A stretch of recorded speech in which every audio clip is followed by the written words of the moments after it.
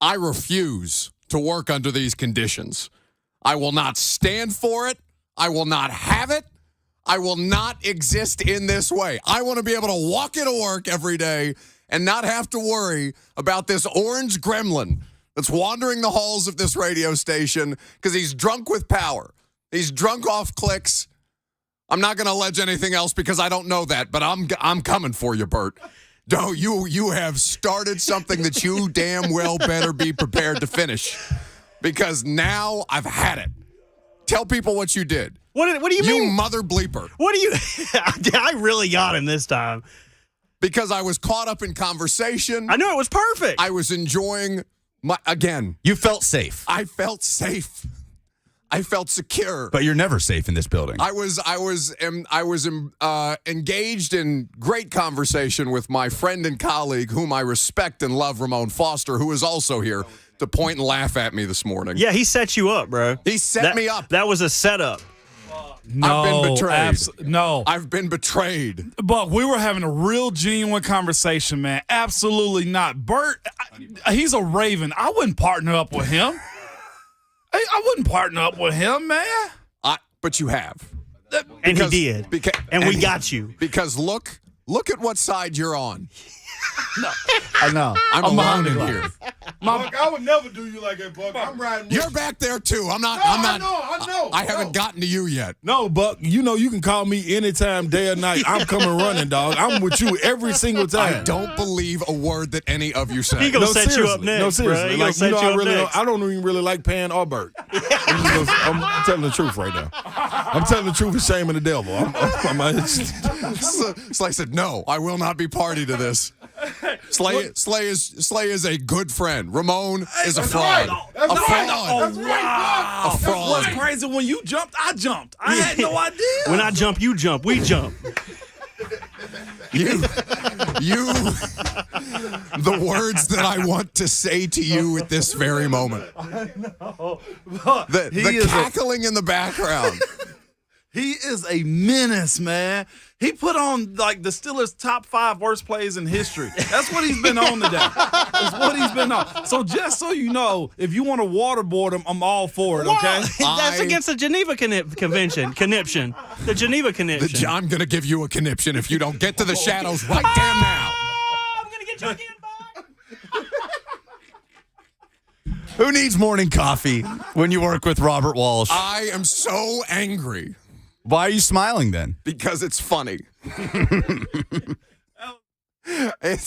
I can't help that me being jump scared on a regular basis. I both hate it and know that it is good. I mean, is the adrenaline coursing through your veins? Yeah, because I walk in here literally ready to tear somebody's head off. That's not how people want to start their day at 10 a.m.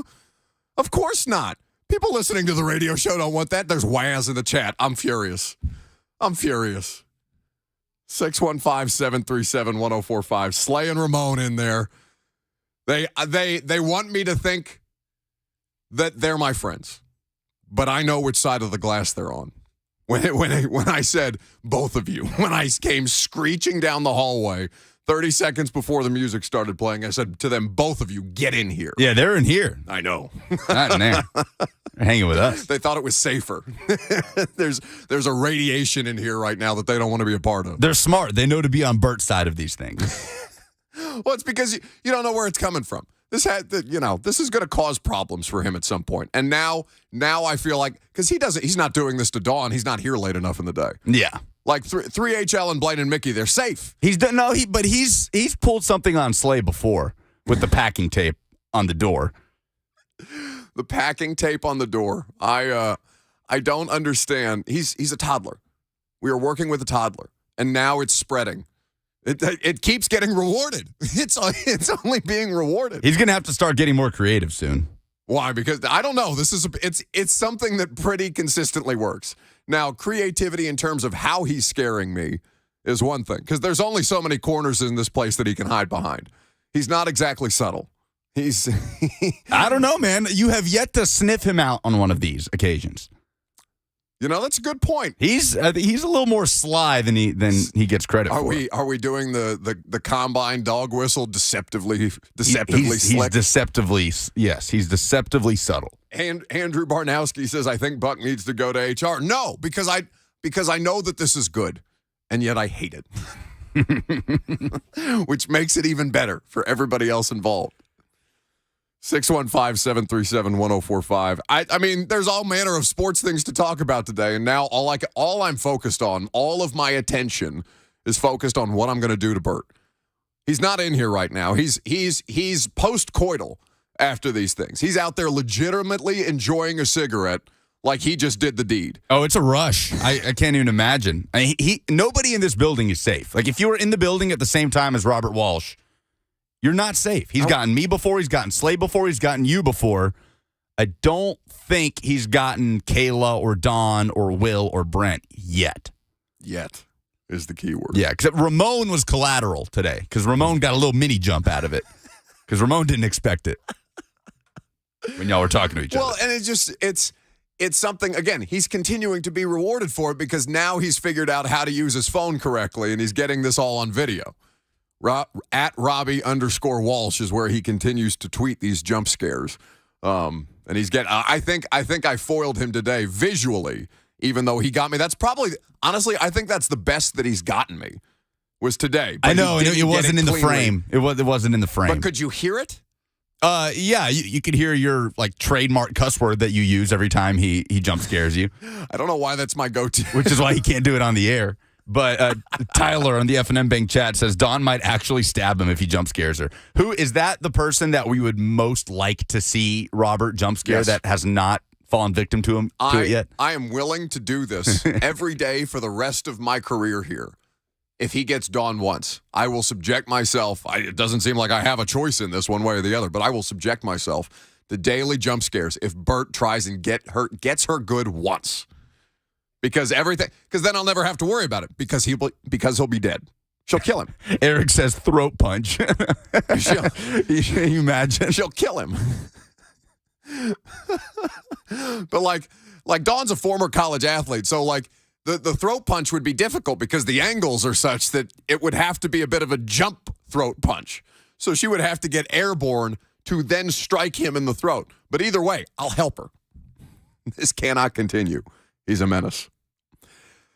There's actual football players on an actual football field today.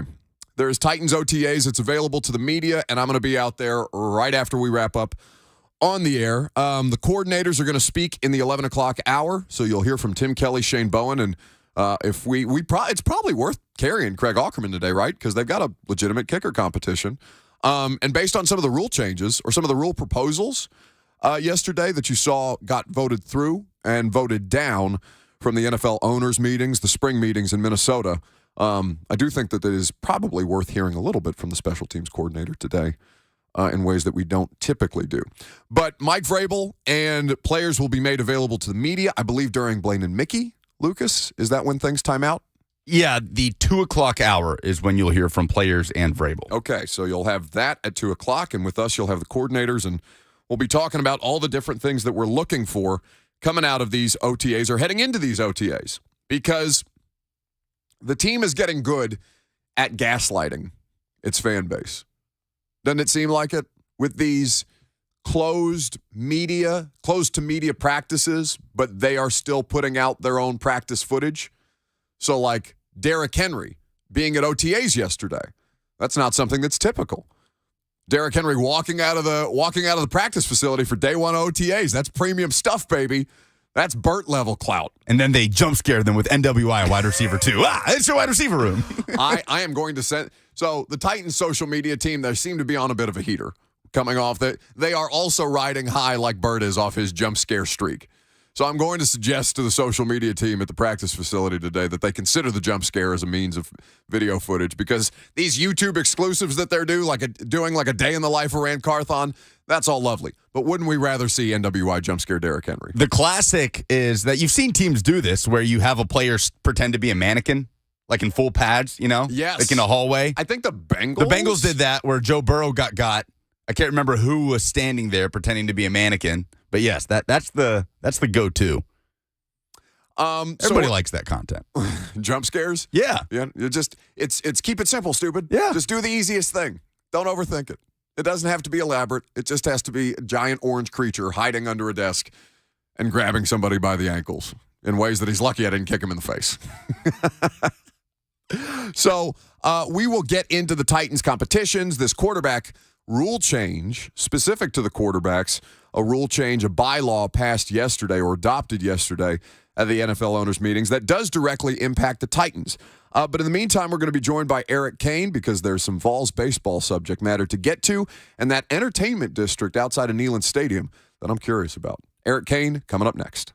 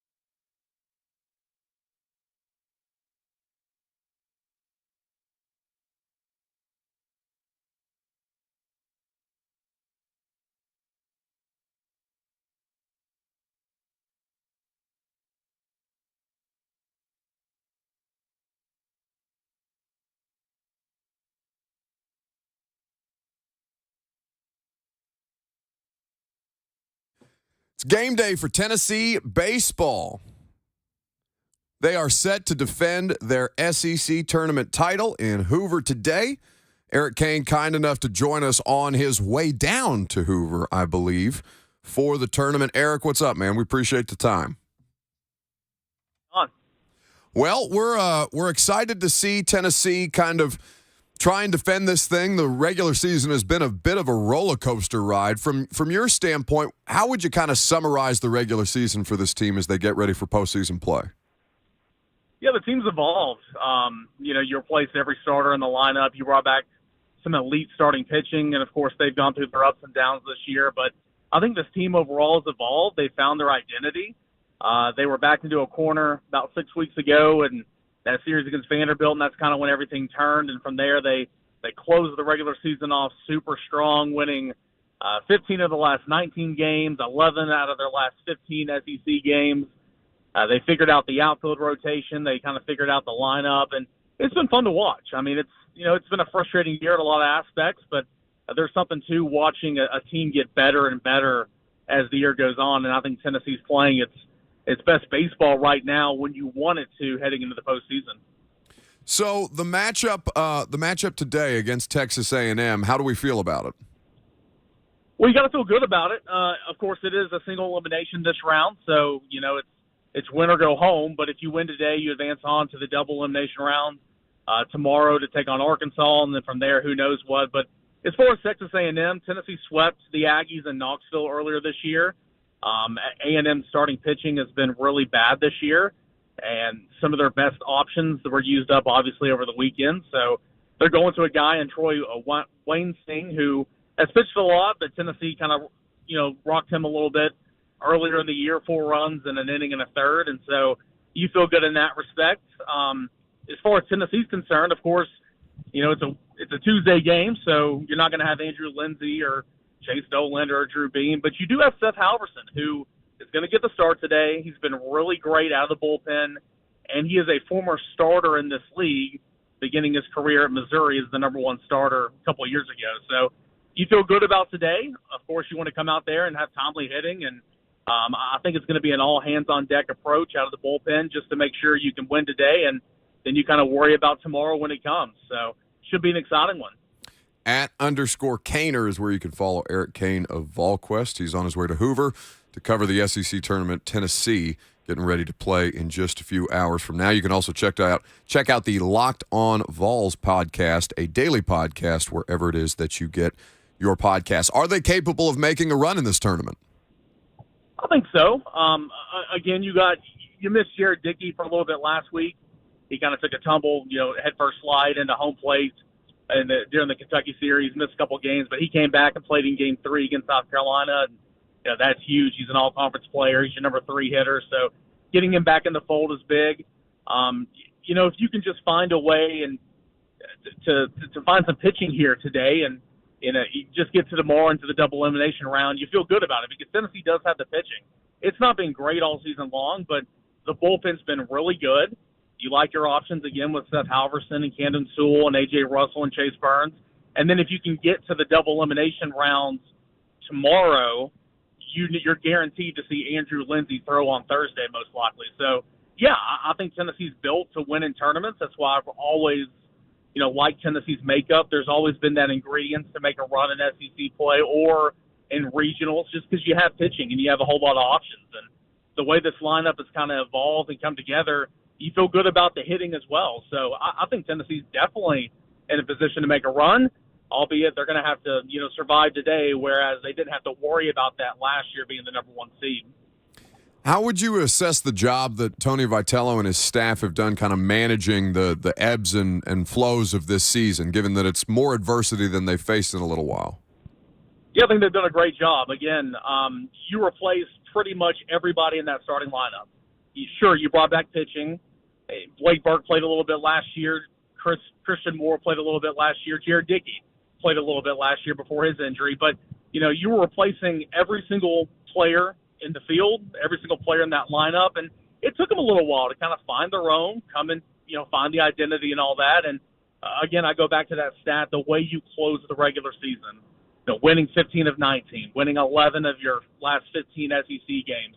It's hard not to admire the job that Tony Vitello, Frank Anderson, Josh Elander, and all those guys have done. I think they've done a really, really nice job. Do you make the right call every single time? No. That's baseball.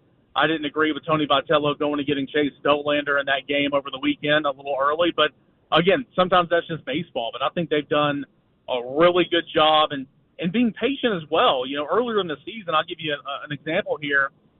Christian Scott, a fifth-year outfielder, was being run out there, game in and game out. And, it almost felt like an automatic out. But Tony stuck with him, knowing what he brings defensively and knowing what it brings on the base paths if he can get on. And now look, 2 months later, Christian Scott's one of your best hitters on the team. And so I think he's pushed a lot of the right buttons, and they've done a really good job. It'll certainly be interesting to see once SEC tournament play gets started for the Vols a little later this afternoon, or a little later this morning, rather. Eric Kane here with us on 104.5 The Zone. Eric, we haven't really talked about, just to kind of pivot quickly, wanted to get your thoughts on this entertainment district that's been announced on the University of Tennessee's campus on the riverside of Neyland Stadium. What's the general discussion been around this announcement, given that it's kind of singular or the first of its kind on a college campus in that sense? Yeah, I think there's a lot of excitement.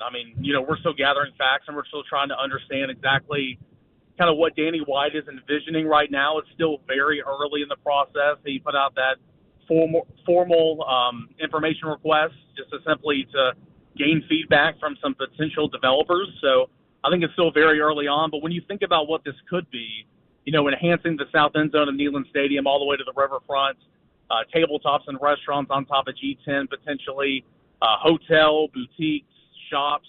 I think it has the opportunity, the potential to be something really, really excellent, one of its kind in the college game.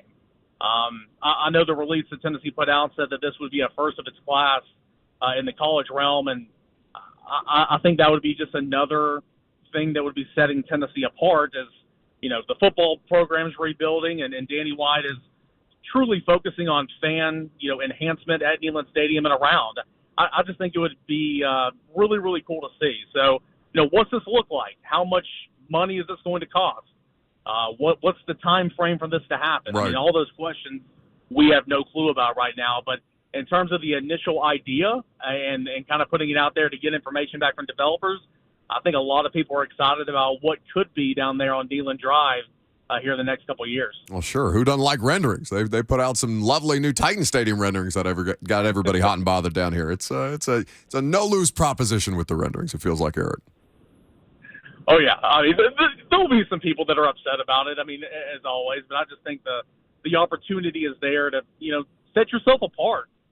No one else in the Southeastern Conference and no one else in college football to date, would have anything like this. And so I think it'd be really, really neat. So we'll see what happens. And, as we continue on throughout this process to see, what else is set in stone. And again, the timeline and the cost of all of it.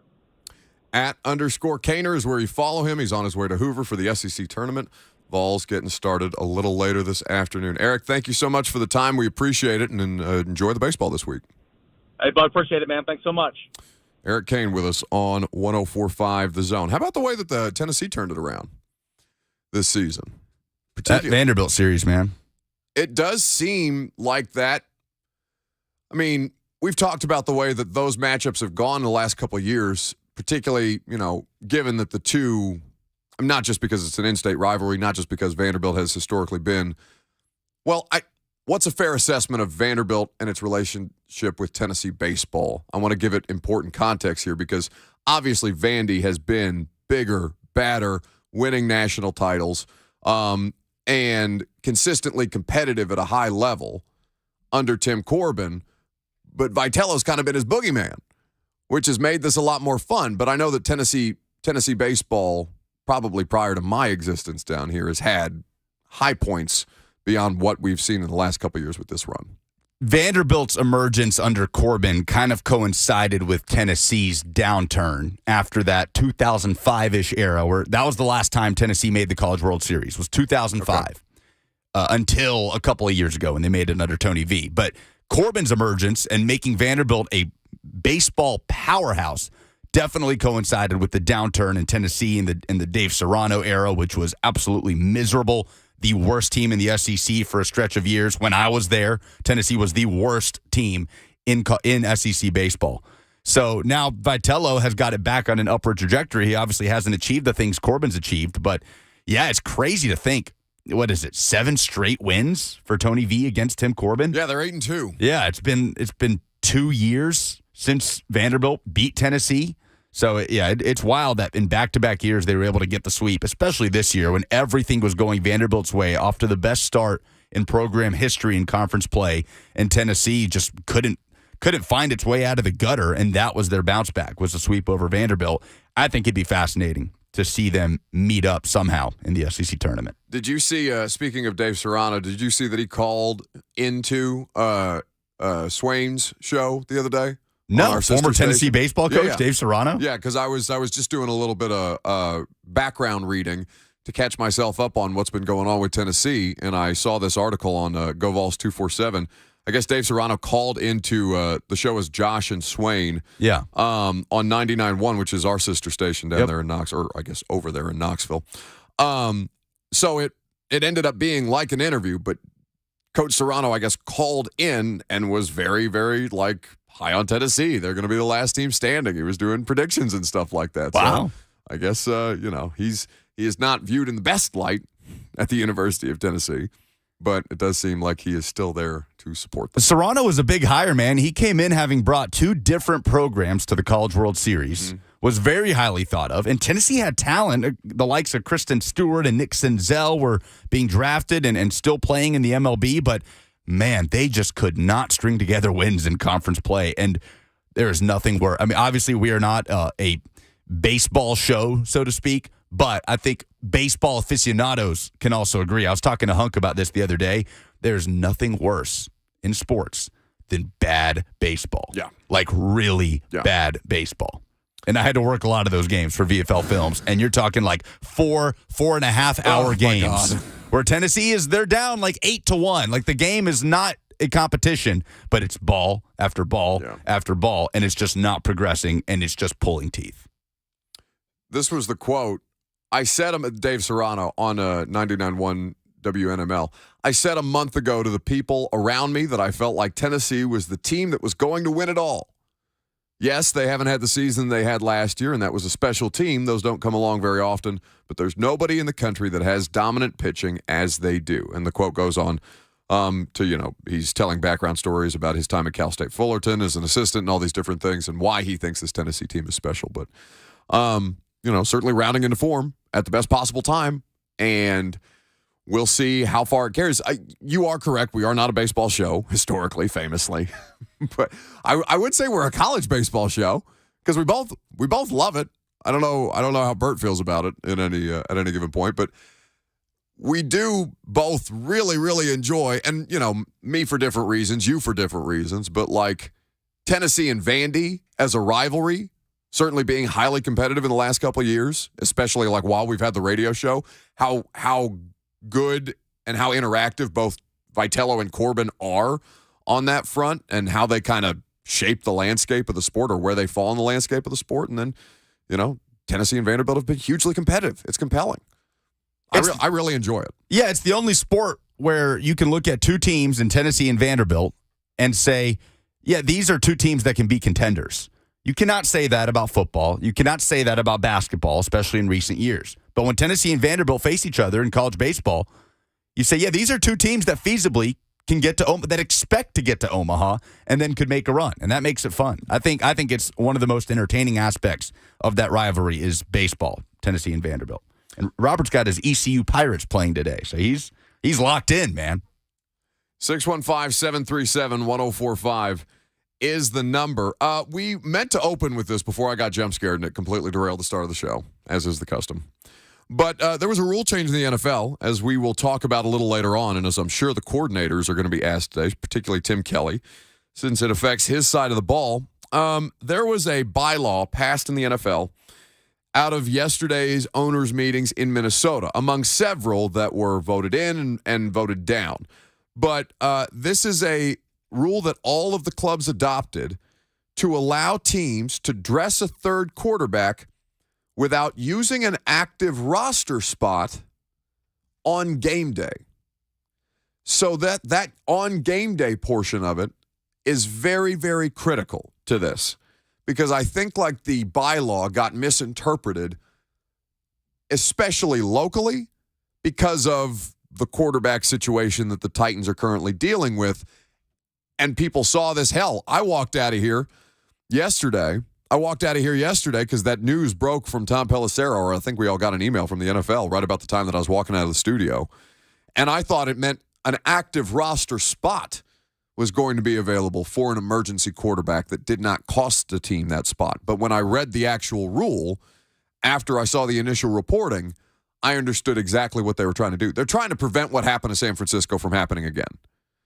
And what happened to San Francisco, after several quarterback injuries throughout the course of the season, they get down to their fourth string guy and their running back in Christian McCaffrey because of the rate of injury that they had at that particular position. Purdy blows out his elbow on, was it the first drive when the ulnar injury happened? It was really early. It was the first quarter for sure. And ultimately, Josh Johnson has to go into that game. Christian McCaffrey is taking snaps at quarterback just to be prepared if something happens. And they're trying to make sure that this doesn't happen again. So here's the amendment. So you guys know that about an hour and a half before kickoff on any given day, whether it's noon game, 3:05 or 7:20, that we all collectively get inactives from the teams. The teams are required to put out inactives and actives before each game, an hour and a half prior to kickoff. So each club's they have to establish that for the refs, for the media, and all these different things. So now, in putting together your active list for the game, that 47, 48 player list out of your 53-man roster that you carry on a week-to-week basis, you can also include an emergency third quarterback from the active roster who will be eligible to be activated during the game if the club's first two quarterbacks on its game day active list are not able to participate in the game due to injury or disqualification. It does not apply if, for example, Marcus Mariota gets benched in the middle of a Week 6 game in Denver, and the Titans, Ryan Tannehill isn't available for whatever reason.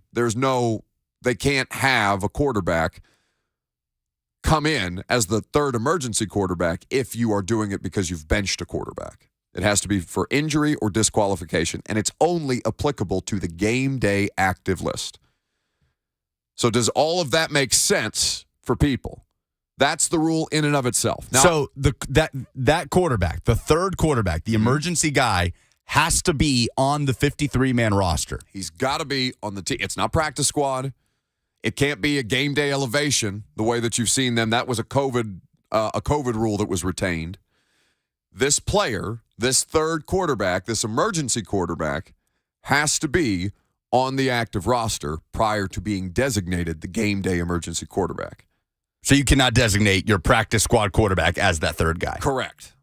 So like in this instance, I think the question becomes, we know that most teams, typically, San Francisco being the anomaly or the most famous anomaly, we know that most teams do what with the quarterback numbers? They only carry two at any given point on the active roster, and unless, like, again, another local example, Mariota had the ulnar nerve injury, and he was active on a game day for emergency purposes, right? It was kind of like Lawan one day with his ACL, Bud Dupree one day with his ACL. Like, they dressed out, and they were there in case they needed to be, but they weren't participants in the actual game. So the question is, does this change the approach for teams? And specifically, does this impact the viability of Malik Willis in ways that we thought were far less viable not 24 hours ago?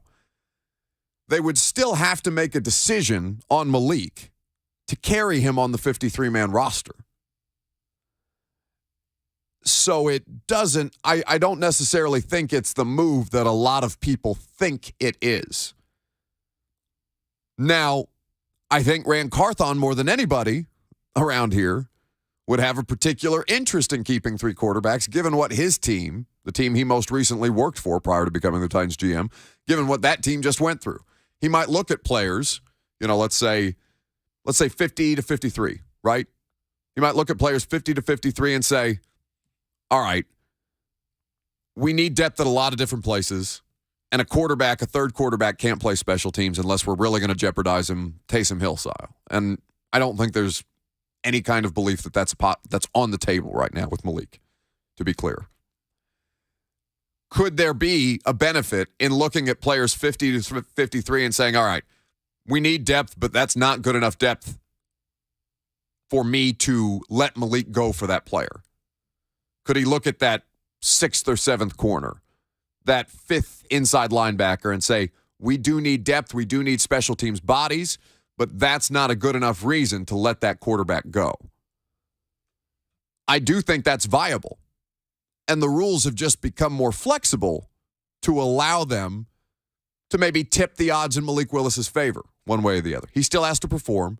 He still has to be viable. He still has to be more valuable than that 50 to 53rd player in this hypothetical. But I don't know how much it's going to immediately impact a team's approach.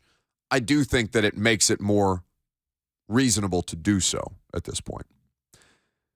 What in sports made you say, oh, no? We're going to do that coming up next. We all have submissions. Bring yours, 615-737-1045. That's the number. We'll get back to more Titans talk later on in the show.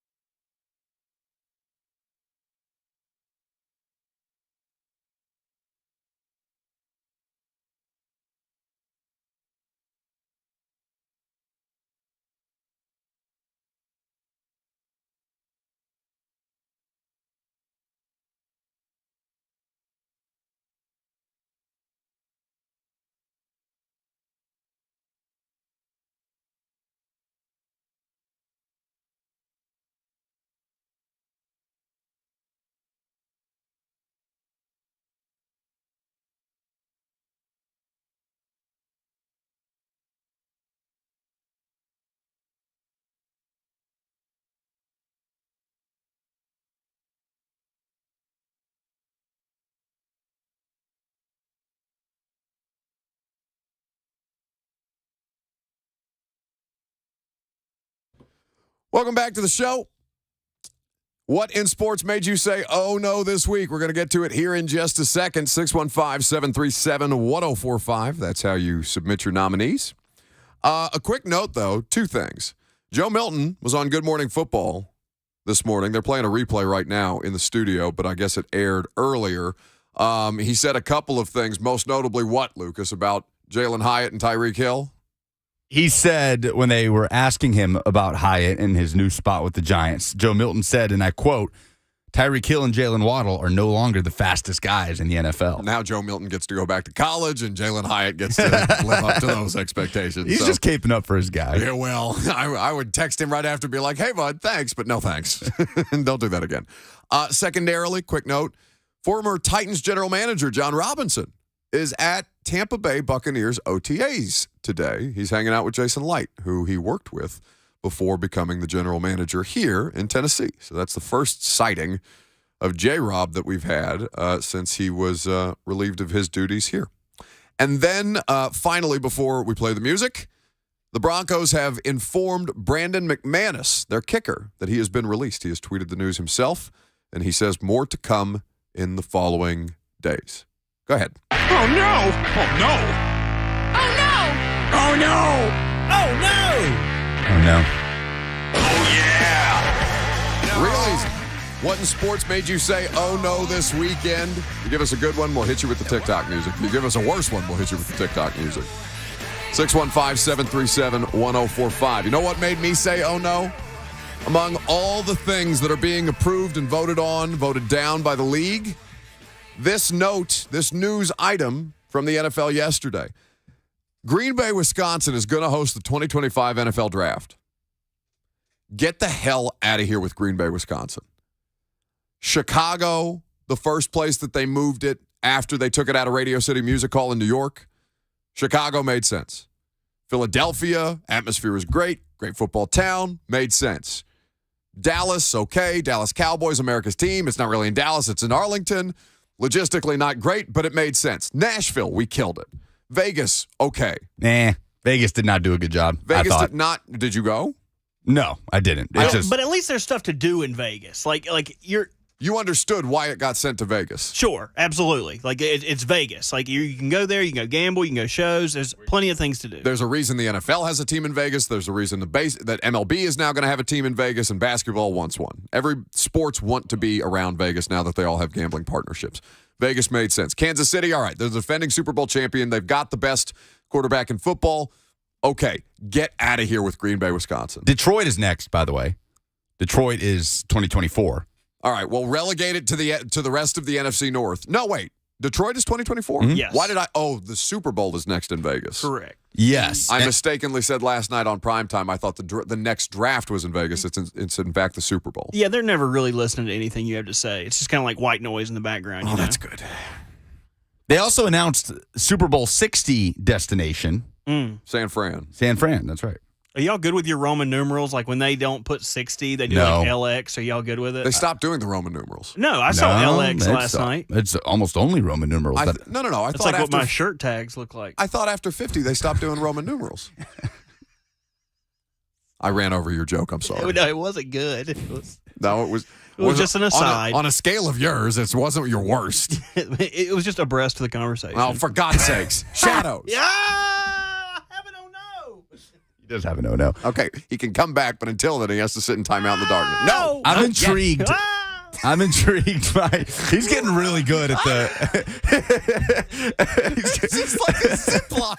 He's getting really good at that zip line.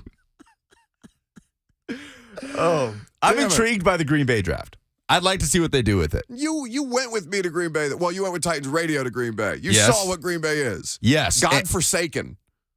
Sure, the city is not exactly an attraction. There's not a lot to do. Sir, But- you are being very diplomatic about what Green Bay, Wisconsin is. But there is no greater football palace in the NFL that I have experienced. That is the only place from all the road trips last season that I walked in and got like chill bumps. I thought it was so cool. It was also cold. Yes, it was snowing. I mean, that was like 10 out of 10 NFL experience just being in Lambeau Sure. for a game, But it's Thursday not a- Night Football in the snow. It's not a game. I understand. I'm just curious at how they're going to go about it. Because it's got to be centered around Lambeau, right? No. It is. Yeah. We have seen, that was my first trip to Lambeau. I assume yours too. Yes. Bert, you said you've been previously. I have been to Lambeau. Yes. Okay, back. I can't. Yeah, he's gonna get sick, man. It's like having the Force. It's motion sickness. He's just crossing universes. Can't be doing that to I'm him. sending him through a wormhole. Yeah. Good. It makes me very happy. That's what you get for jump scaring me. I hate the idea of Green Bay. If you want to make this thing an actual destination thing, yes, you are correct. It is a very special football place. People Absolutely. fly from far and wide to go to Green Bay I for a did game. it myself, and it was not a pleasant experience. Green Bay itself, the football game day primetime atmosphere, we got the best of it, right? Yes. It was cold. It was November, mid-November. Flurries. It wasn't miserable. Yeah. There were flurries. There were not giant, just overwhelming snowflakes in your face, right? It was as good of an experience around the atmosphere of Lambeau that you could possibly have. But I can't imagine that Green Bay, Wisconsin in April is a nice place to be. I certainly can't. And while they are building out things around Lambeau that we saw while we were staying there for this Titans-Packers game a couple of months ago, they are building out bars and restaurants in more ways that they had because famously, right, Lambeau's just in a neighborhood. It's just in a neighborhood in the middle of Green Bay. So the logistics of that, I would hate that if I was a Green Bay, Wisconsin resident, you know? Yeah, especially if you live out there next to Lambeau. It's in the middle of a neighborhood. Right. People literally live right there. It's not like Broadway where you're just funneling all the drunks down Lower Broad, right? The way that we can and are capable of doing. People buy houses in that neighborhood. It is called the Shadow of Lambeau. And people will spend absorbent amounts of money to Airbnb, buy, rent those houses just for the football season. And then they'll flip it to the next guy. I don't recall bringing you back. Oh, that's right. Oh! We'll get Lucas and Bert's oh-nos and yours coming up next.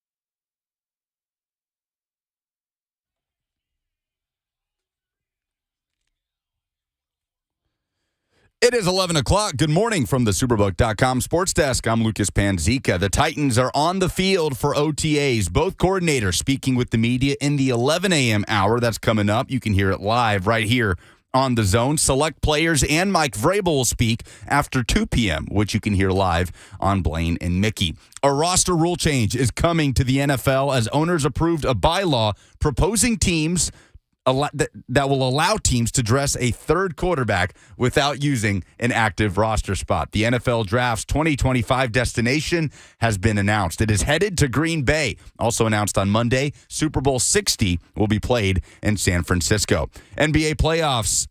The Denver Nuggets completed the sweep of the LA Lakers, a 113-111 win. They are headed to the NBA Finals for the first time in franchise history. In the NHL, Sergei Bobrovsky had a shutout as the Florida Panthers beat the Hurricanes 1-0. They take a 3-0 series lead in the Eastern Conference Finals. For all your foundation repair and waterproofing needs, visit USSTN.com. Breaking news at once on your home for the Titans and Vols. This is 104.5 The Zone.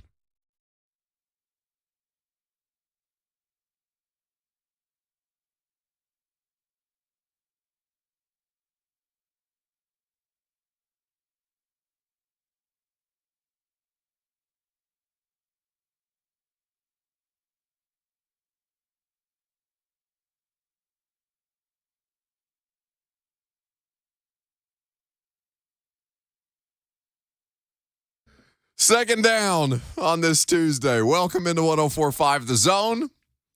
Hope everybody's feeling right, living well.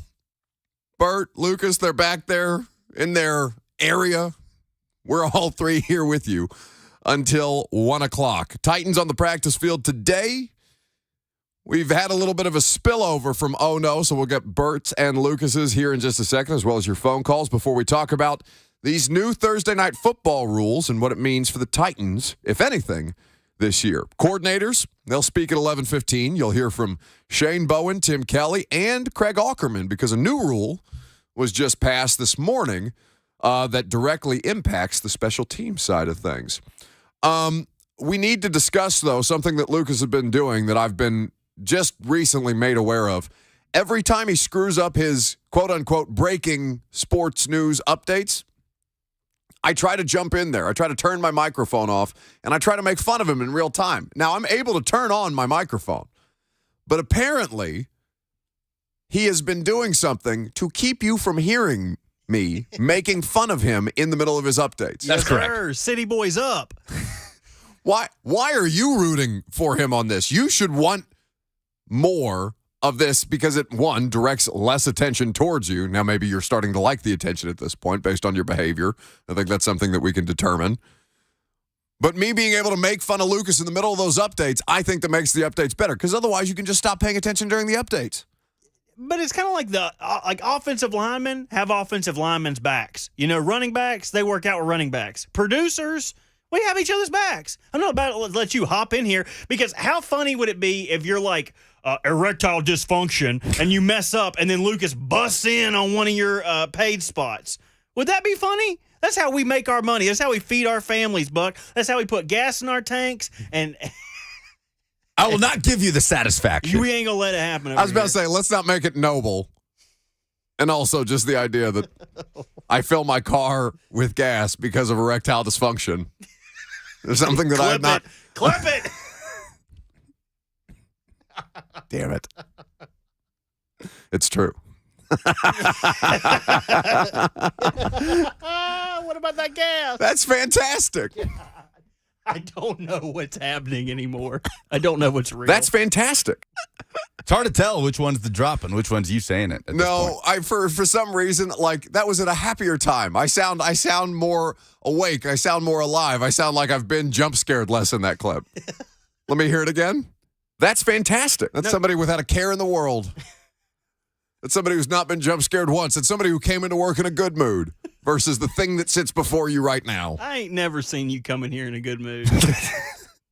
That's what somebody said. Have you tweeted your third jump scare already? I hadn't tweeted it out. I feel like I've been like love bombing people on Twitter. Like I need to just space it out. You know, you don't get a new episode of your favorite show every day. You literally do. You get it with this radio show. You literally do. Thank you for promoting the podcast. I said favorite show. you only get one episode a day of a week. You know, you only get one Righteous Gemstones a week. I can't plop out jump scares every day. Like, it's going to water it down. You know what I mean? I'm trying to make this a brand. Trying to make it my thing. Last week's Ted Lasso, fantastic. Almost like it was a finale. So good. What in sports made you two say no this week? Washington Wizards social media team. This was circulating over the weekend. They're certainly not in the NBA postseason, nor have they been in quite a while. But somebody forgot to log out of the Wizards. I believe it was their Snapchat account. Their Snapchat account that whoever runs it just forgot to kind of toggle back over to their own personal account, because posted on the Washington Wizards Snapchat story over the weekend was a young lady on a dance floor in what appears to be a bar or a club with the caption from the official Washington Wizards account: "I was trying to figure out why it smelt so bad. Jesse out here just doing the stanky leg in public." That woman will never recover. And you just know that whoever the social media manager or Snapchat account manager of the Washington Wizards is, when they first caught an inkling of that stank, caught a smell that something might have gone wrong. A whiff. They posted this Snapchat, not to their own personal account, having fun out on a weekend in the Washington, D.C. area, but to the official Washington Wizards account. They said, "Oh no." Yeah. Didn't Draymond Green do this one time with a Richard pick? He accidentally put it on a Snapchat story instead of sending it to somebody. I think it was who was the point guard for the Nuggets? Jamal Murray. Jamal Murray had a similar situation happen on his Instagram. I think this is. Oh no, I do remember the Jamal Murray one, because I believe that he was in the act. Yes, it was. That was a little romantic. Different. That was. It was a little different than the still that Draymond had. And this was a very innocent picture. The girl just looks like she's having a great time. It's just the caption. Yeah, she's got a high noon in her hand. Like, it's nothing nefarious, right? It's just the caption. "I was trying to figure out why it smelt so bad. Jesse out here doing the stanky leg in public." What a great caption. But not if you're posting it to your work account. Oh, no. That would make me say, "Oh no." Bert? You know what else would make me say, "Oh no"? You back the Brinks truck up for one Lamar Jackson. He complains about not having anybody to throw the ball to, and you go out and you draft him Zay Flowers, you sign Odell Beckham, and then OTAs roll around, and where is he on day one? Nowhere to be found. My "oh no" goes to Lamar for not. He showed up on day two. Reports are saying he's there today. Everyone's overreacting, and it was just the first day of OTAs. Correct. My "oh no" goes to anyone who is pocket watching the Baltimore Ravens. Their quarterback was working out in Miami, where I guarantee you it's a whole hell of a lot hotter than it is in Baltimore. I bet he worked up a little bit more of a sweat in Miami than he would have in Baltimore. I bet his car is probably a lot safer in Miami than it would be in Baltimore. Are you sure? Let Lamar, he's got a new restaurant open. You guys saw his workout equipment when he's out there working out with in the park, workout anytime. He's doing his thing. You mean that rolling suitcase thing that he had? Ken Francis supported workout attire. I forgot about the Ken Francis thing. Like, they were just posting pictures of Lamar with a fake mustache saying he was Ken Francis. Do you remember he tweeted, "I have an exclusive interview that will be coming to my YouTube account in the coming weeks, like that will shed light on my side of the story." That's correct. That interview will never see the light of day. I was about to say, it never made it out, did it? It will no, I think that was like plan C or D in his master We're plan to get pressuring paid. you with Lamar Jackson starting a YouTube. Eat that, Eric DeCoste. Just Lamar singing in front of a camera, not having planned to actually have gone through with the YouTube interview, just saying, "Hey guys, welcome to my channel." It's a blank VHS tape. He gave it to DeCoste. Like, "Hey man, if you don't want this to see the light of day, you better pay me." Why are you getting so defensive about people getting butthurt about Lamar missing the first day of OTAs? I What's don't wrong? know. You would just think that people would have more important things around here to worry about at OTAs, like Kevin Byard not showing up or something. You'd think people around here that were worried about it would be worried about that and not what Lamar's doing. Or, calling Lamar a loser or something. I just think that's a little gauche. A little shallow and pedantic. Well, to hear some tell it, perhaps the same people, Kevin Byard had demanded a trade. Was that not? I wasn't pointing fingers or saying Was that not something that was out there? Loser, I think is what he was called. Loser. And then, subsequently, there was another report alleging that said Kevin Byard's scoop came from a local ice cream establishment. But that also might be gauche. That's what made me say, oh no, this week, by the way. Titans coordinators are next.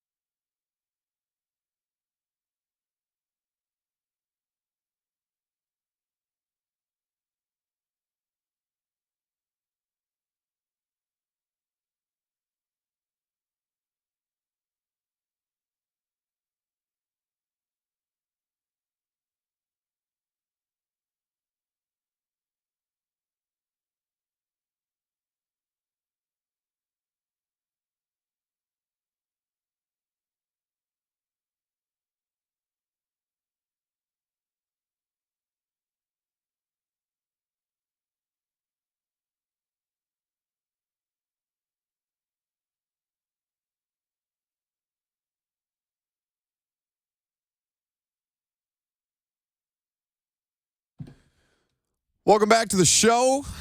Titans coordinator is going to be at the podium here in just a second, but we've got time to squeeze in some phone calls. How about Jason in Nashville? Hey, Jason. Hey, guys. What you got for us? How y'all doing? We're good.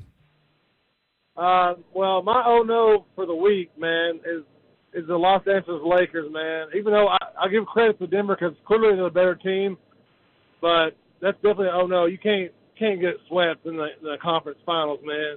And as for LeBron James, you might be a GOAT, but you're a Billy Goat. You ain't a mountain goat like Michael Jordan is. So you on that lower level. You ain't a mountain goat. Thanks for the call, Jason. So it's not you can't just be a goat anymore. Got to be a mountain goat. All right, we're doing this. I'm not doing LeBron versus MJ. All right. Now you want to talk basketball? Open the lines. Bleep you. No, I I'd rather refuse. debate which goat is better because I could argue a billy goat would be more utilitarian than a mountain goat would be. Billy goats, you could put them in any kind of pen, any size pen. They could be like a backyard dog almost. Why does it sound like you have life experience?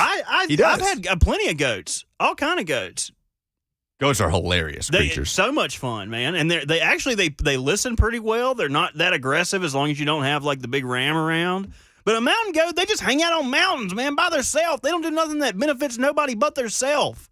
See, it sounds like Kobe would be a mountain goat, and then because he's just I'm not doing this. I'm not doing goat by degrees. I'm not. You can't make me. What kind of goat is Michael Jordan? See, he would. I think he apparently would be he's a mountain goat. I think he would be like an ibex. You know, have like the really strong, tall horns. Endangered. There's not many of them. You've been watching too much Nat Geo. So we found the solution to the MJ Jordan or the MJ LeBron debate. No. They're all goats. They're just different type of goats. I don't want to do this. This is not the only time that you're going to let me talk basketball. Is MJ versus LeBron. I would rather take the throat punch that Dawn Davenport is going to deliver to Bert if she gets jump scared. I would rather take that myself. I would never scare Dawn. We pot up Craig Ackerman, and he's just in the middle of a LeBron MJ thing. Talking about goats. Is he at the podium? We should probably go to the podium. Again, off season here, we're going to try out as many guys as we possibly can. Punt returner with Kyle Phillips back there. We'll try Tajay out there. It's just going to be a number of guys that are going to be back there, and we'll find out who's best for our team. Craig, how do you find Yeah, obviously Caleb Shudak. He's one of the guys. Trey Wolf, we brought him in as an undrafted free agent. Those guys have been doing a really good job this offseason, and we'll let them battle it out through OTAs, veteran mini camp, and then training camp, and we'll see who ends up winning. But feel really good about both of them right now. Both obviously have some good strengths and some weaknesses, and we'll continue to work with them and find out who's the best for us. Looking at those guys, or potentially bring in somebody else to compete? I mean, we're always looking, but we like what they're doing right now. In fact, I think both of them only missed 2 kicks so far this year as far as the offseason is concerned. So they're doing a really good job, but we'll always be looking and trying to find ways to improve our football team. And, if Caleb or Trey ends up winning the battle, we'll be 100% behind them and see what goes on from there. What's been done differently to this offseason to find some consistency in either the return game and the kicking game? Yeah, I mean, as far as the return game is, we just got to have someone back there who can catch the ball consistently. We tried some guys out in the past, and we'll continue to work with new guys and find that out. And then once we catch the ball, I think when you look back at some of our stats, we do a pretty good job. When Kyle Phillips caught the very first one, he had 46 yards. We just got to continue to work with him being more consistent, obviously, of catching the ball. And I'm sorry, your second part of your question besides the return game? Yeah. That's probably the million-dollar question that everyone asks every year is what's going on with the kicker part. But we're continuing to look, just like the answer I said beforehand of finding new competition. We thought Randy was, he was 17 for 20 at 85% last year, which is, I wouldn't say it's the top, but it's a pretty good average when you get up close to 85%. In that regard, how much does needing a guy who can hit consistently from 50 plus need to be a factor? Yeah, you can look at it that way, but I'm looking at more of the money zone from 40 to 49 yards. If we can make consistent kicks from there, great. 50 plus, also great too. But I wouldn't say that that's a major thing that we're going to be looking at. We just want to have a guy that's going to be consistent in everything that he does. Doesn't that seem like the standards of love for returners? You want them to catch the ball. For kickers, 49 yards is your limit. Meanwhile, around the league, the kicks over 50 yards are off the charts, and catching the ball is a presumption that every team Sure. I would say going on to the kicking part first, I wouldn't say 49 is our top limit. I just want our 40 to 49 to be very consistent.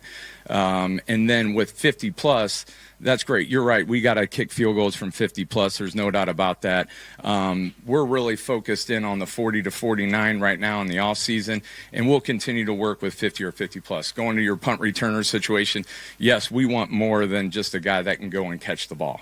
Obviously, that's not what we're looking for. We're looking for a guy who can catch it, make a guy miss in space, get us the first down is what we're looking for, and be able to break a big one. But as you can see from last year, we just want a guy that's back there, catch the ball, get upfield, get that first down, and go. Stonehouse with a really great rookie season, but what are some of the things that you sent him into the offseason with and that you guys are going to continue to harp on this year? Yeah, Ryan obviously had a great year last year. The best part about him, the day after our last game, he was in my office trying to find ways to improve. And that's the type of player he is. And so we'll continue to work with him on more hang time. That's going to be one of the biggest things that we're going to work on in the offseason is we want to match that distance with hang time.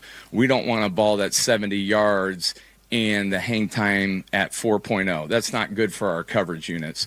We want to try to match that as much as possible. So we're going to be looking to get a little bit more hang time, allowing our guys to go down there and make plays. Last year we only had 4 fair catches in field punts.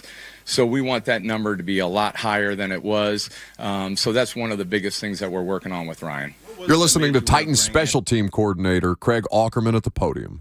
Helping you out on special teams. Great question. Here's when I really saw Anthony Levine and a guy that I always looked at as being a smart, intelligent football player. We played them a couple years ago at Baltimore, and we ran a fake with Logan Woodside. We brought our quarterback in to play PP. Well, they didn't have a corner outside. One of their guys didn't show up. Anthony was smart enough to see it. He went out there and almost broke up the pass. We still completed on him, but that's the type of player that's a smart, instinctual player. And I've heard a bunch of great things about him being a leader when he was a player there. He worked in the personnel, worked in the coaching aspect, and just a lot of people end up talking about what a great guy that he is, and players looked up to him, and a lot of the people there for the Ravens thought he had a bright future, and he's been great. Players have really bought into him already, so I'm really excited. He's going to bring plenty of energy when you guys see him out on the practice field, which is awesome. I guess Tom Quinn, been around for a long time. How does he maybe assist you, and what will his role be? Yeah, he's going on his 17th year in the league, 11 years as a special teams coordinator. Very similar to what Chase was as far as another guy had been a special teams coordinator. So it's going to be great to bounce ideas off of him coming into my office a bunch, and we're just talking football, scheme related, personnel. Obviously, he's been around the NFL for a very long time. So I'm really looking forward to developing that relationship even more with him because a guy who has close to 17 years in the NFL, I mean, if we don't use him to our advantage, that's just bad on our part. Obviously, using 180 players in 2 years is challenging on every coach on the staff, but you're generally working with the back half of the roster. How challenging has it been for you with that rotation flowing? Well, I think that's the best part about being a special teams coordinator. Each year you're working with new players, whether it's in the off-season, training camp, during the season. Like you said, we've used plenty of players, but I think that's the best part of my job is I get to work with a bunch of different guys and try to develop them on the field, technique, fundamentals, and then also building some leadership qualities with those guys. This year we've got totally new team, basically. We lost Joe Jones, Dylan Cole, guys who have been really successful in special teams the past couple years. So looking forward to some guys stepping up. You know, we have Morgan Cox, who's been around the league for a very long time. Luke Gifford we signed with from the Cowboys, looking for those guys to step up a little bit. And then our younger guys who did a really good job for us, Chig and Hassan Haskins, we're looking for them to take the next step up for us. All right, thank you. That's Titans special teams coordinator Craig Aukerman at the podium. We were trying to figure out when he got hired. 2013. So that's a Munchak staff. Well, he left for 1 year. So he hasn't been here since then. He had a 1 year hiatus somewhere else and With then the came back. Chargers? Yes. I want to say. Thank yeah, you, and then Bert. he returned in 2017. So 2017 was under Malarkey as full-time head coach at that point because Mike's interim year was 15. 16 was the first year. 17 was the second year, right? And then the playoffs were 17. So Aukerman's worked for 3 different Titans head coaches. Which is still, I mean, there can't be anybody else on the staff that can say that, right? No, I mean, not in the absence of Arthur Smith. I can't think. Well, yeah, because they lost Steckel, right? Steckel went to work for the Bears, and Steckel had been here for almost as long. Tim Kelly, offensive coordinator, though, is now at the podium. Much thinking out of it as possible. We want our guys to be able to go up there and play fast, and I think all that starts with really the communication portion of it. What's the growth track been like for Malik Willis this offseason? Obviously, you're changing the offense, but you're also asking him to change kind of the style he plays. Yeah, with Malik, he's done a great job of doing everything that we've asked him to do. He's come in, he's put in the time, he's put in extra work, studying our offense, studying defensive football. Malik's done a great job of doing all that. And as far as changing, how he plays, I don't know if that's a fair thing to say. He's got such a unique skill set, and when he's out there and he's playing fast, you can really see those traits flourish. So we want to make sure that as we do with everybody, we want to continue to put our guys in positions and spots to where they can go out and they can execute and they can play to their strengths. You said knowing you want him to develop, and you have a rookie now and Levis that you have to develop. How do you go about distributing the reps and getting Tannehill ready in your new offense as well? Yeah, that's a big part of our job, especially at this time of year. So our guys, again, in the classroom, going through all the work up until this point have been good, learning, asking questions to one another, asking questions to Charles, to J.O., to myself, whoever, can help them out with the answer. And as far as developing, Malik, he's yesterday came out here and did a good job executing on the opportunities that he got. And so each day we're going to look to do the same thing there. With him being the most different of the 3, you have special stuff built for him? We're going to have special things built for all of our people that have unique skill sets, whether that's Traylon or whether that's Ryan or whether that's Derek, Chig, Kyle. You have a list of players that all provide different, skills and can provide different advantages if we do a good job of using them properly. What are some of the things you like about Levis coming in, and maybe what are some of the early things he needs to hone in on as he starts his career? Sure. Obviously the physical traits. He's big, he's strong, he's fast. He's got a good release, quick release. He's very smart. So he's done a good job being able to come in, and we've thrown a lot at him early on. And like any rookie, right, he's learning how to be a pro, and there's different challenges that go along with that. But Will's done a good job of being able to put in the time, put in the work, and really come and do things the way that we want him to do it. Do you have enough at receiver right now? Yeah. When it comes to Traylon Burks, he had mentioned him, kind of you taking him under his wing last year as a rookie. How have you seen his growth, and what do you see in terms of his potential this season? Yeah, ultimately we want to see Traylon out there playing fast. Again, I know kind of the theme has been the tempo and all that or whatnot, but being able to go out there and play fast and again, eliminate the thinking and let him go and do what he does best. Be big, be strong, play strong with the ball in his hands, go be physical. And he's done a great job of that. Obviously, we've only been playing football really against the defense for a day, but everything that he's displayed so far throughout the coaching sessions and obviously yesterday, he's done a good job doing that. As you take over this offense, how much room is there for growth for the running back position in the passing game? Yeah, there's obviously growth there. And again, a lot of it comes back to what's going to be best for us. What players are going to be on the field that are going to allow us to take advantage of different mismatches and different opportunities. And again, similar to the different players that we've already talked about. Obviously, there's different guys with different skill sets back there. You mentioned Kyle.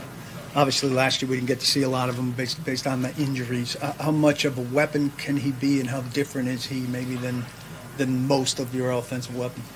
Yeah, Kyle's got a good feel for running routes, winning his routes, being able to utilize his short area quickness. You see similar traits with Mason Kinsey, his ability to play inside of the formation, be able to get into different matchups, with different types of players inside. So, all those guys, especially that kind of fit that mold, are gonna allow us to be able to take advantage of different matchups if the opportunity presents themselves. You're listening to Titans offensive coordinator Tim Kelly at the podium. Easier, some are harder. So far, how have you felt that everybody's adapted to this as you've gone along? Yeah, I've been pleased. Again, I think we had whatever it was, 20 snaps of football yesterday. So, as the installation starts to build, hopefully I still feel the same way. But again, the work ethic that the guys are showing coming in every day and learning, and we haven't really, pulled any punches. We've been giving them everything and seeing what they can retain, seeing what they can handle. And so far, things have been good. What are your thoughts on Skoronski and Dillard and kind of going back and forth between those two? Do you have a plan as to, giving so many reps to one, so many reps to the other? Yeah, just like every other position on our team, it's going to be all about, the competition and figuring out which group of guys up front is going to give us the best chance to be successful. Tim, with this offense, how is it? Is it something where you came in and overhauled everything? Is it more tweaks and just, working around the edges and trying to get improvement with the personnel on hand? Yeah, I wouldn't say it's a complete overhaul. I mean, obviously there's this program has done a lot of really good things offensively throughout the year. So, just like we talked about whenever the last time I talked to you guys it's going to be about make sure that we're accentuating the things that we do well and being able to make minor adjustments to some of the areas where we need to improvement. What's the most difficult part so far for the players? You mentioned how quickly they're coming along, but what do you see being the most difficult part in this process as you're starting to get everybody back? Yeah, I feel like it would be unfair for me to give that answer right now just because there's such a small sample size. Once we start getting going and once they get in a good shape and they're really running out there and playing fast, and I think we'll have a better measure as to where they're at, really. But like I said, I'm pleased with how yesterday went. Last year, before he got hurt, there was a sense of excitement and build-up around Racey McMath. Where does he stand now? Yeah, I think he stands with everybody in that room who's coming. He's been here every day, and he's been running. They've all been running, and they've been doing a great job trying to build chemistry with Ryan, with Malik, and then over the past week or so with Will. So he's been out here every single day, putting in the time, and he looks great running. Have you gotten discernibly faster on offense, which was a theme? Yeah, if we can go out, and again, some of it comes into our ability to go out and execute and play to their speed, whether that's a 4.4, a 4.6, whatever. Our job as coaches is to make sure that those guys are playing as fast as they can and making sure that they're playing as efficiently as possible. And we're in the process of doing that, but again, I think we're off to a good start. How's Chris Moore fit in? Chris Moore's doing a great job. Obviously, I have some experience with him with our time back in Houston. He's a pro. He comes in every day, he prepares, he works, he runs, and he's been a good addition to the room. Tim, you mentioned competition on that offensive line, so is it accurate to say that Andre and Peter are competing at left tackle? Yeah, I think it's fair to say that everybody up front right now is competing for a job. You know what I mean? So we've got a long time until we play our first game, and so we're going to figure out which five is going to give us the best chance to win. Why do you feel comfortable that you have enough at receiver? Because I've seen these guys play. I've seen these guys make plays in big games. You want to talk about Nick Westbrook, you can go watch the Washington Redskins or the Commanders film, last year when he went up and made a huge play for us. You want to talk about Kyle Phillips, you can go and watch the New York Giants film when he caught a play or a blow route at the end of the 2-minute drive to put us in position to win the game. You want to talk about Traylon Burks, you can go ahead and watch the Cincinnati Bengals game when he went up over the top on that deep ball. I mean, there's examples. You can turn on the Cowboys game and go watch Racy. You can watch all the catches that Chris had. There's enough examples of all these guys making plays at this level. It's just our job to make sure that we can get them to do it consistently. You watch the best film of every guy and envision that. I mean, I think you watch. Talking about their Yeah. games where Nick was dropping balls, where Racy, has 4 career catches or something like that. There's a lot of film that doesn't show what you're talking about. So what's the question there? So is it your strategy or your philosophy that you look at the best film and envision that's what a guy is? Yeah, different than some people. Obviously, focusing on the negative is no way to kind of go through life. So we don't really want to do that, Paul. We want to make sure that we're doing a good job of helping our guys go out there and reach their potential. And again, I think as you turn on the tape, you're able to see these guys make plays, and it's at the highest level of competition. So I've got to do a good job. Our position coaches have to do a good job of making sure that we're able to put those guys in positions consistently to where they can go and win. What about the tight end position? You already have Chig. Now you add Josh Wiley. How excited are you to have a couple guys that could do so many things within your offense? Yeah, that's in this offense, it's a tough position to learn because we're going to ask them to do a lot. They're involved in the run game. They're involved in pass protection. They're involved in getting out in the pass game. And having players, again, with versatile skill sets that we can go out there and ask them to do multiple things in a line of different positions is only going to help their value and help us get them on the field on Sundays. You mentioned the offensive line, but you didn't mention NPF. How has he progressed from his rookie season to what you've seen so far? I think you guys will see him when he comes out here. He's bigger, he's stronger, he's playing with more confidence. And again, I think that's fair to say about most of these second-year players now that they know what it means to be a pro and what our expectations are and what our standards are here. But Nick's had a good however many weeks since he's been here, and we're looking to see that growth continue. You'll hear from defensive coordinator Shane Bowen coming up next.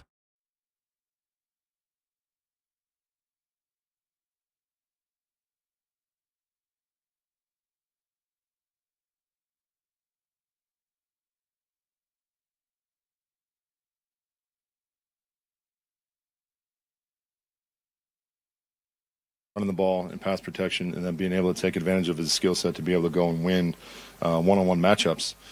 He's done a good job. So hopefully he can put another good day together and we can continue to grow. Thanks. Thank you, guys. Thanks, Tim.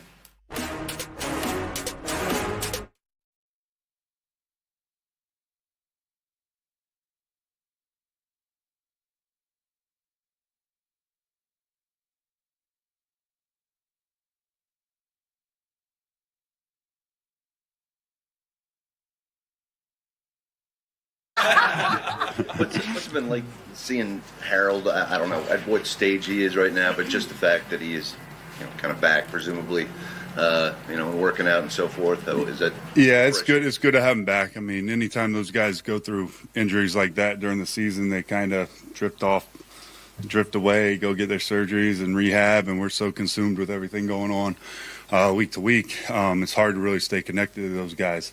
So now having him here working, I know he's going to be working as hard as anybody to get back out there.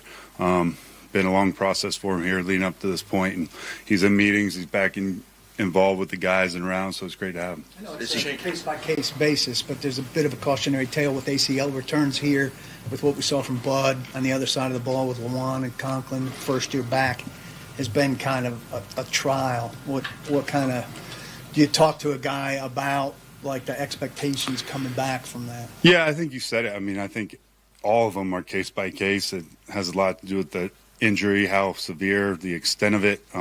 Everybody kind of heals differently from that stuff. I think the mindset's a big part of it. Whenever these guys are coming back, just where their mind's at, obviously taking that first hit, whatever that might be, the confidence they have in that ACL repair as they get back to it. But the expectation for Harold, man, is just do everything you can to get as healthy, as strong as you can possibly be. Stay engaged with us meeting-wise, and he's always been smart. He's always been able to handle everything we've asked of him.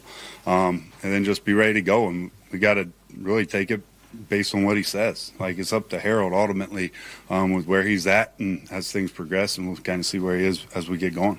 Shane said that at the end of last season that he had the surgery and he felt like that would cause his speed to return. How's he looked thus far coming back? Yeah, he's working his way back right now. So, I mean, he's in meeting, he's doing stuff, but he continues to work with Todd and our training staff to do things to get himself ready to go. And whenever he's available to us to get back out here and do some things, he will be. I know Kevin wasn't initially at OTA. I don't know if he is there or not, but I guess how much of an absence if he's not here, does that mean for leadership? And yeah, obviously he's a huge part of what we do here. He's been our leader, him along with Jeff, Harold. Some of these guys have played a ton of snaps for us.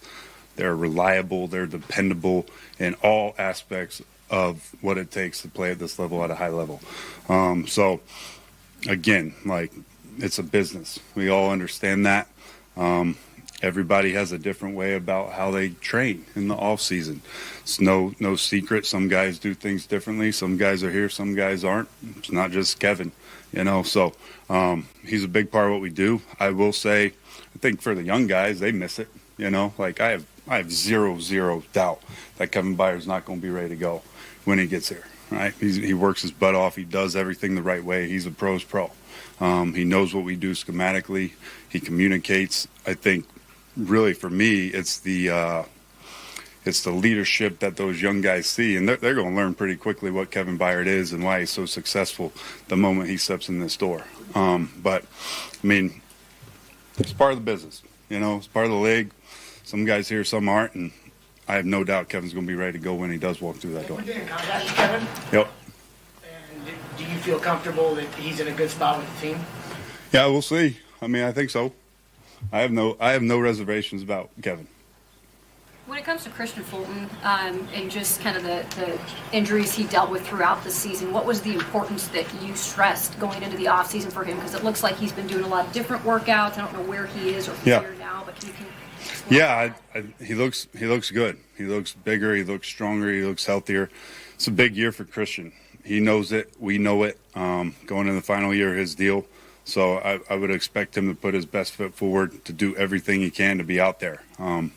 It's tough to produce. It's tough to eventually earn a contract if you're not out there doing it. So everything he can preventative-wise to get himself ready to go where he can last 17 games, 18 games, whatever it might end up being for us. What do you think about Aziz before he got here, and maybe what have your early impressions been of him? Yeah, he's a pro. Like, you can tell he understands football. He's passionate about football. He's a leader. You hear him talking to younger guys. You hear him talking to the unit. Very, very excited about him and what he's going to add to our defense. In May and June. For the DBs, and what's that going to bring? Great. I'm extremely excited to add Chris. The energy, you feel it every single minute from him. I think just his perspective on the back end, some different things schematically, technique-wise, I think is refreshing for those guys to hear something new. He's been really good for us so far, and I'm excited about where this thing goes with him here. Leading into training camp, what are the one or two most important things you really want to accomplish right now? Titans coordinator speaking to the media before day 2 of OTA practice. Defensive coordinator Shane Bowen is up there live now. Spots, but in terms of our depth and everything else. So I want to see guys start to grasp what we're asking them to do, understanding the scheme, and then find ways to separate themselves. We're looking for guys who are ready to kind of take the next step and embrace the opportunity and grab hold of some of those roles that are out there right now. What do you kind of see Arden having on the defensive line, and how does he change what you can do with some of the other guys?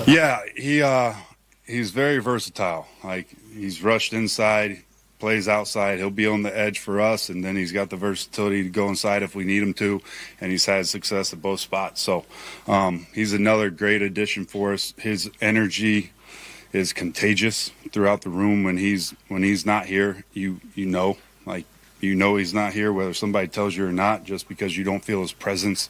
I think he's got a good rapport with all the guys that we brought in and the guys that are here, that we've had here. So I'm excited about Arden. I think there's a lot of big things ahead of him for him here. Stay with Crow now, or you're a lot thinner at defensive end. Is he more of a Coach? Yeah, he's kind of went back and forth throughout his time here. Last year he was in Crow's room, so he's been in Crow's room. We do a lot. Like when we get to some of the sub stuff, we do a lot together in there anyway. Those four are usually all meeting together. So there'll be times he's with Crow. There'll be times he's got to go with T for certain things that we're doing schematically. But really, I mean, a lot of teams only have a D-line coach. They coach the edge guys and the inside guys, right? So there's a lot of similarities among them. We're all speaking the same language. When you reviewed last year, what did you not like? What are some maybe things this offseason that you're working on from the get-go to be better at? Yeah, I think, going back to our bye week from last year, early in the year, it was the X plays. Like the explosive passing plays killed us. That's something we got to get corrected. We got to start out the gate trying to limit those, make these offenses earn it and drive the field. That's one area. Continuing to enhance our pass coverage, obviously not good enough. And we saw a lot more passes than any other team. I think we were close to over 50 more passes against us than any other team, whether that's attributed to teams wanting to throw the ball on us because they had success or us being able to stop the run. But we got to continue to enhance and we got to improve our pass coverage, whatever the scheme is, just our execution. And with that comes the rush. Obviously, it's all tied together, but that's another big area of focus for us this offseason. You attribute to the fact that you've had rookies like McCrary and Avery playing a lot of snaps back there at corner. Yeah, I mean, anytime you're rotating guys and playing different guys, that comes into play a little bit. I've spoken on it before. The communication back there is critical. We were in a unit meeting this morning. I was talking to the guys about if a D lineman messes up and they're not on the same page, you got a linebacker, a safety, a corner. Somebody's usually going to make them right for a minimal gain. If you ain't right in the back end, it's usually a touchdown, right? So just their understanding of how important having each other's backs and being on the same page and being able to execute whatever we ask of them. Obviously, a couple more. But do you feel like the front four, the guys you've got there, how heavily invested you are, gives you a chance in every game, that one group? Yeah, that's the expectation. Like they're out there. They're here for a reason, and it's to be disruptive, to cause havoc, and to do whatever we can to keep the other team from scoring. Right, that's our job. We got exceptional players up front. I'm excited about them. I'm excited about where this thing's going. I think we've added some really good pieces as well. We just got to continue to work, continue to mesh, get the new guys implemented in kind of our system, what we do. But I think we got a talented group up there. You mentioned Key and Landry. What about Weaver and who maybe else on this roster right now is somebody that can step up on that edge? Yeah, Weave stepped up for us last year. He did a really good job when he was in there for us last year. He's working his butt off right now, the same thing, progressing, improving. I was talking about year 1 to year 2. He showed improvement, right? And he was injured, I think, early year 1, and now getting to year 2 to year 3 is time for him to take another big step. And I think he expects it of himself, and we expect it of him. Murphy Bunting fit in the mix for you, and does he push? Who's that? Murphy Bunting, and does he end up maybe pushing Roger inside, or have you made that decision yet? Yeah, I think anytime we can add quality football players out there, whether they play inside, whether they play outside, the versatility is always a plus, right? When you got the flexibility to move guys based on injury or based on whoever you're possibly going up against is a plus for us. But having him here has been a good addition. I think just the experience, he's kind of taken a leadership role in that room already, just from being around, from playing, having success in this league. So I'm encouraged. I think the competition out there is going to be high here as we get going in OTAs and in training camp, and hopefully it pushes all of them to improve. Feel like you have more depth this year? Thank you. Nope, cut off at the pass. Too slow, Glennon. Those are the Titans coordinators at the podium. Team will begin practice in about, I think based on our schedule, 10 minutes from now, just about. And then I'll slide out there for the second half of practice and catch up with the players after the fact. And Mike Vrabel, who will speak after practice. You can hear the rest of that on Blaine and Mickey this afternoon in the 2 o'clock hour. So there's a lot to kind of digest there, right, from all three. But as we kind of sat here and listened to all three of them talk about all the different position groups that have competition, players who we are interested in seeing how they progress in their second year, because there's a lot of young guys on this roster on both sides of the ball. how the kicking competition and things like that are going. Like, there's a lot to process there. But I guess what's the main takeaway is that based on what fans are most interested in, the wide receiver position, it would seem at this time, how are people going to react to Tim Kelly's explanation of what he has at wide receiver? When he tells you that he's got enough and cites specific examples of, well, this guy had a great performance in this game, and that guy played great against the Bengals. And did you see what race he did against the Cowboys? 2 of his 4 career catches. And while those are all good examples to cite of the potential that this wide receiver room might have, it also ignores all the different deficiencies that this current collection of players who was on last year's team had, and they did little to improve it. So I think that's probably the thing that most people are going to take away today, or at least that was my biggest headline to pull out of that, the thing that I think most people are going to be talking about. There's a lot of other stuff there, right? Arden Key is an edge rusher, how he is going to handle his first full-time starting responsibilities. First time in his career he's been a full-time starter or been able to have the opportunity to be a full-time starter. Corner depth is something that we haven't spent a lot of time talking about, even though they have a considerable amount, and guys like Caleb Farley are just what-the-hell projects. 615-737-1045 is how you can join the discussion. We can react to all of what the coordinators had to say, and we'll play that audio of Tim Kelly for you coming up next.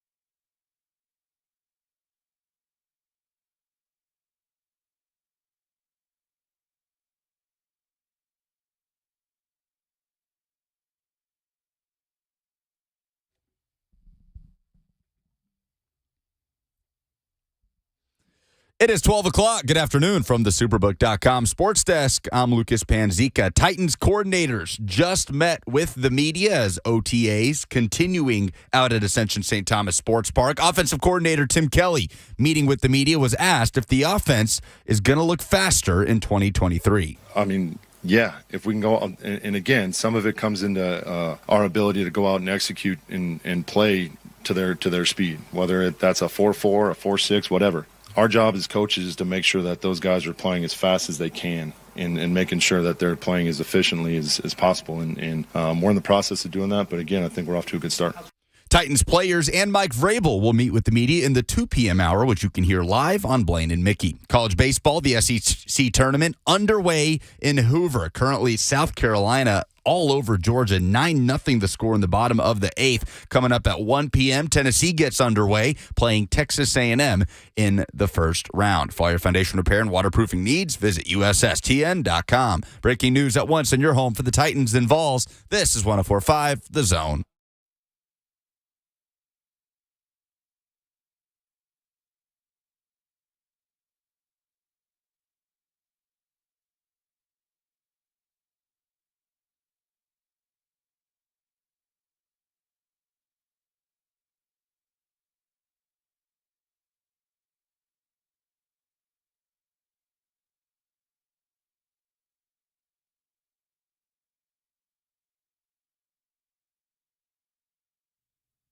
Here we go. Final hour on this Tuesday.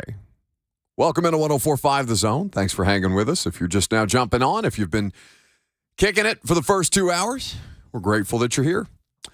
You just heard from all three coordinators. Craig Aukerman, special teams, Tim Kelly, offense, defensively, Shane Bowen, all at the podium, and the Titans are getting ready to hit the practice field as we speak. I'm going to slide on out there after the radio show and get about half of practice and all the post-practice availability with the players and Mike Vrabel. So we'll have coverage for you on 104.5 The Zone as well as from St. Thomas Sports Park. So what did we learn about it? Well, we learned that they continue to stick with the theme that they have enough at wide receiver, and why that runs counter to what a lot of us think about their current collection of wide receivers, not even skill position players. It's just the wide receiver room that has everybody bent out of shape at this point, yeah? I think the initial reporting from Ian Rappaport about Tajay Spears' knee situation caused a ruffling of feathers, but that is largely settled down. The tight end Josh Wiley, you could envision how he would work very well within a system that is going to utilize multiple tight ends the way that this Titans offense likely does. Whatever they have done on the offensive line, we'll have to wait to see what the dividends of that are.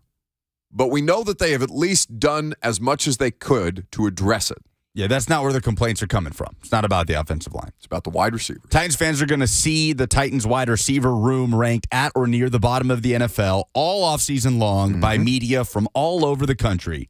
And it's just going to keep coming back to that. Including here, by the way.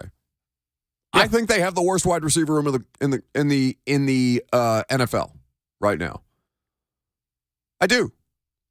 They're the most unproven by any stretch of the imagination.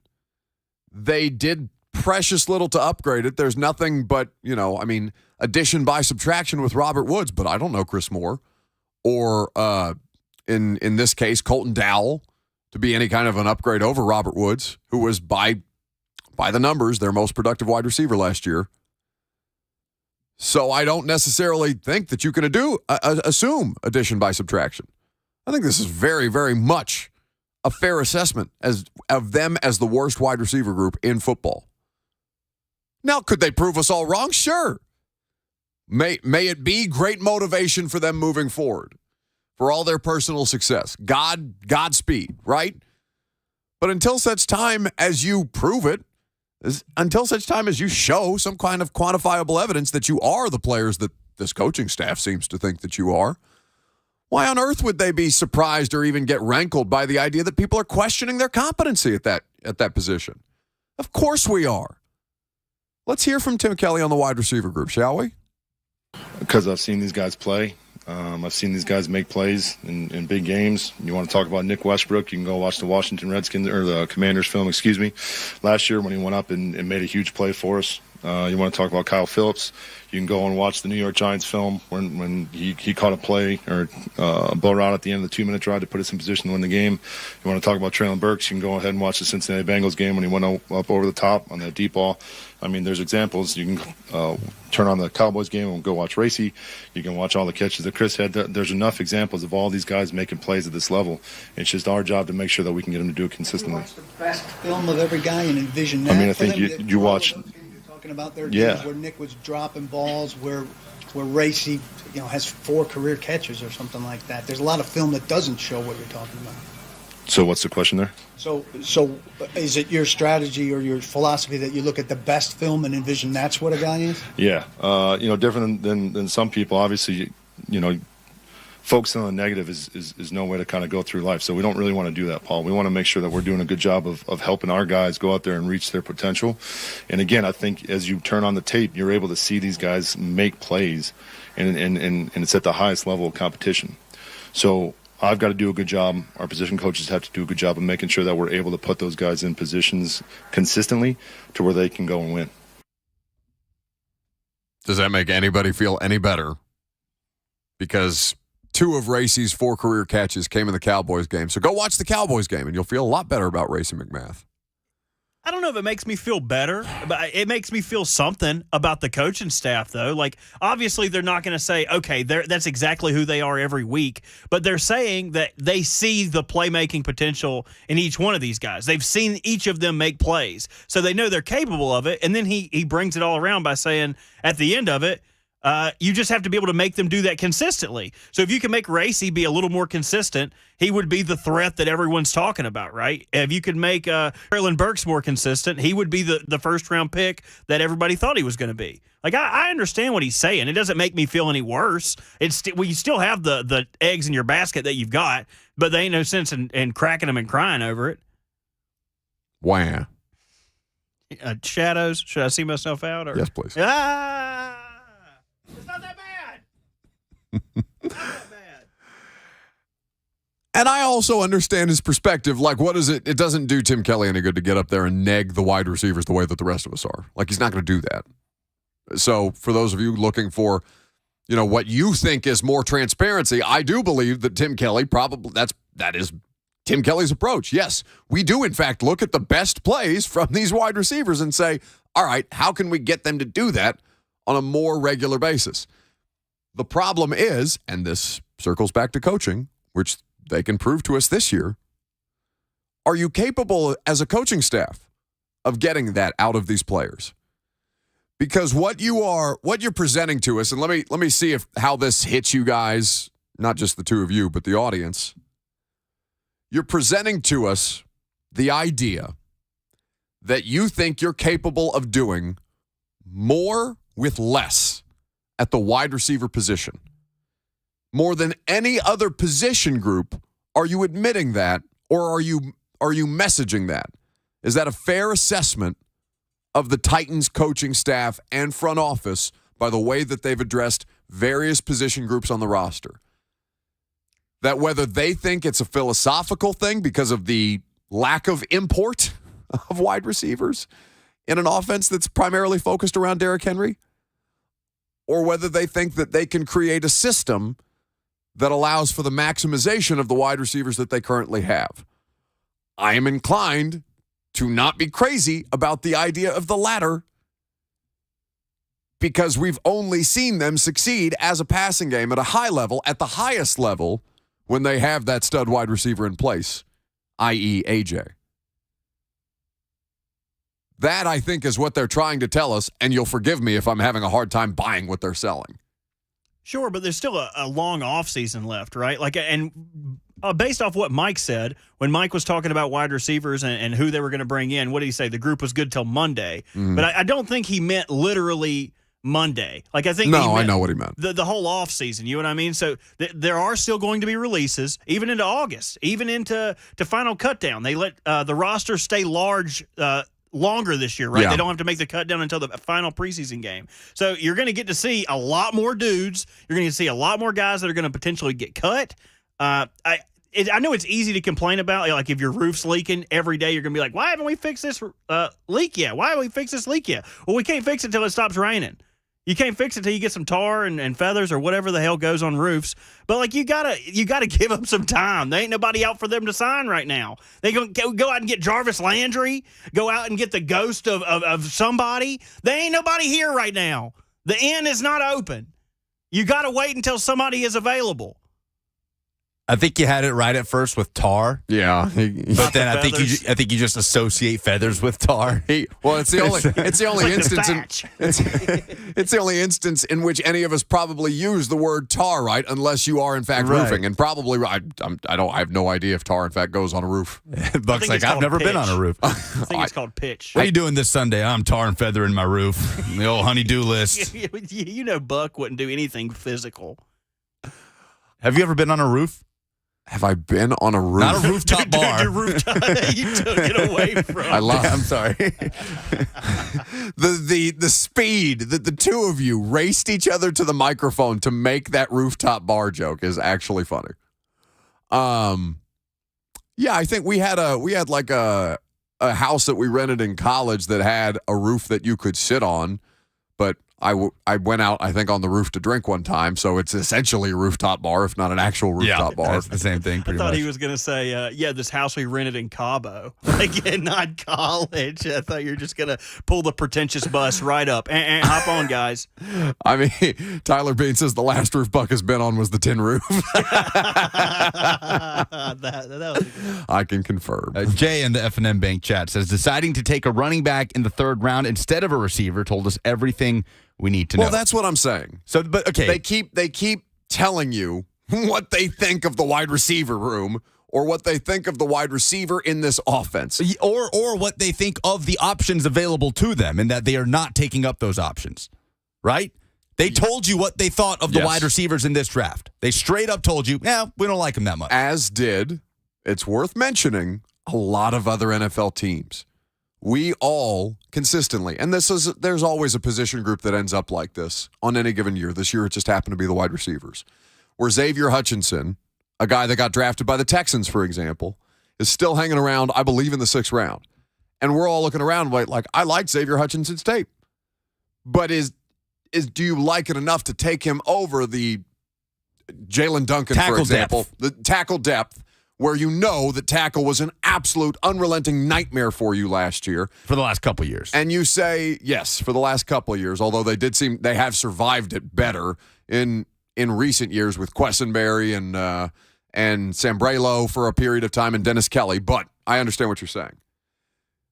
They're prioritizing what they think is their greatest needs immediately, combined with what hurt them the most last year. You can disagree with that if you want to, and it doesn't change what it appears that their philosophical approach right now is. Perhaps they will add wide receiver talent at some point. It doesn't have to be this offseason. It can be next offseason. I understand that that's not what you want to hear, that you want that now, but that's just not how it's not how it's going to work based on what they've already done. Okay, go ahead. Sorry. No. I just think that there is a fundamental disconnect between the way that the roster is being built and the way that the vast majority of people who care about this football team want it built. And that forever, especially while Derrick Henry is on this roster, there's always going to be a gulf there. Because the messaging has been consistently. Mike Vrabel has said it. Guys, I promise you Derrick Henry is special. And we're like, Mike, we know that he's special. Almost every one of us has seen every one of his games. Our point is, anytime we question you about your roster construction or the way that you play offensive football, is can you continue to compete at the highest level when you are still doing things that you have been passed by on and that you got a really, really good run out of once. Once. And now that whole era of Titans football, the first part of whatever Mike Vrabel's career is going to end up being here, that's gone. That's done. You had your bullet. You shot it. You missed. You had a 10-0 lead in Kansas City, and you weren't able to keep up with what you had in the way that you played. That was your best run at this thing, and you're still playing football that way. And while he has been more successful than not. There is no questioning that. He is a good coach. I'm not disputing that. But we are still trying to figure out whether the thing that's keeping them back is a philosophical ideology that's not going anywhere because the coaching staff continues to be entrenched in its position, or if they're doing this just because they have to because of Derek's existence on this roster. And if that will change at some point when he no longer is on this roster. We just haven't gotten to that point yet. That, I think, is the gulf. That's the frustration between what the fans want and what the team is actually doing. But my biggest question for Titans fans, and we can get it on the other side of the break, because we're all on the same page. This is not a receiver room. Nobody in their right mind is looking at this receiver room and what we know about this guy, about these guys and what they've proven or haven't proven, and saying, no, guys, it's good enough. We promise. Nobody here is trying to gaslight you into saying that. But my question for Titans fans is, what is the move that you wish they would have made in this offseason that would have made you feel substantially better about the receiver room? What is one thing that you said, well, if they had just done that, then it would be a much better situation? I mean, the answer is Hopkins, right? Well, you could still do that, hypothetically. Sure. Is that the answer? Yes. Even I feel like everybody was comparing this dude to Julio Jones, being like, oh, I'm not taking another 30-some receiver and trading a high draft pick. Everyone that's lived through those experiences, including the Titans fan base. And yet they still got caught up in the idea that a famous wide receiver with a very, very productive history might be available at their greatest position of need. And it all ceased to matter. All the Andre Johnsons, all the Julio Jones, all of it, all the Randy Mosses wiped from memory because, oh my God, I can have DeAndre Hopkins. That sounds fun. Let's do that. But I also know a ton of Titans fans do not want a repeat of the Julio experience, yet are still, and for that reason would not be in on a Hopkins acquisition, but are still complaining about the wide receiver room.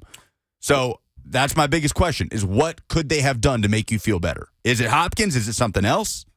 615-737-1045. DeAndre Hopkins was on a podcast recently, I Am Athlete. You can hear that audio coming up next. He listed teams that he would be willing to play for if it was not the Cardinals this year, after saying, who said I wanted to go anywhere? Outright lying. Okay, Puka in the F&M Bank chat says, not Hopkins, but to look for a decent receiver. Then who? That's my question. You can call in. We can take your phone calls and read your comments. Coming up next.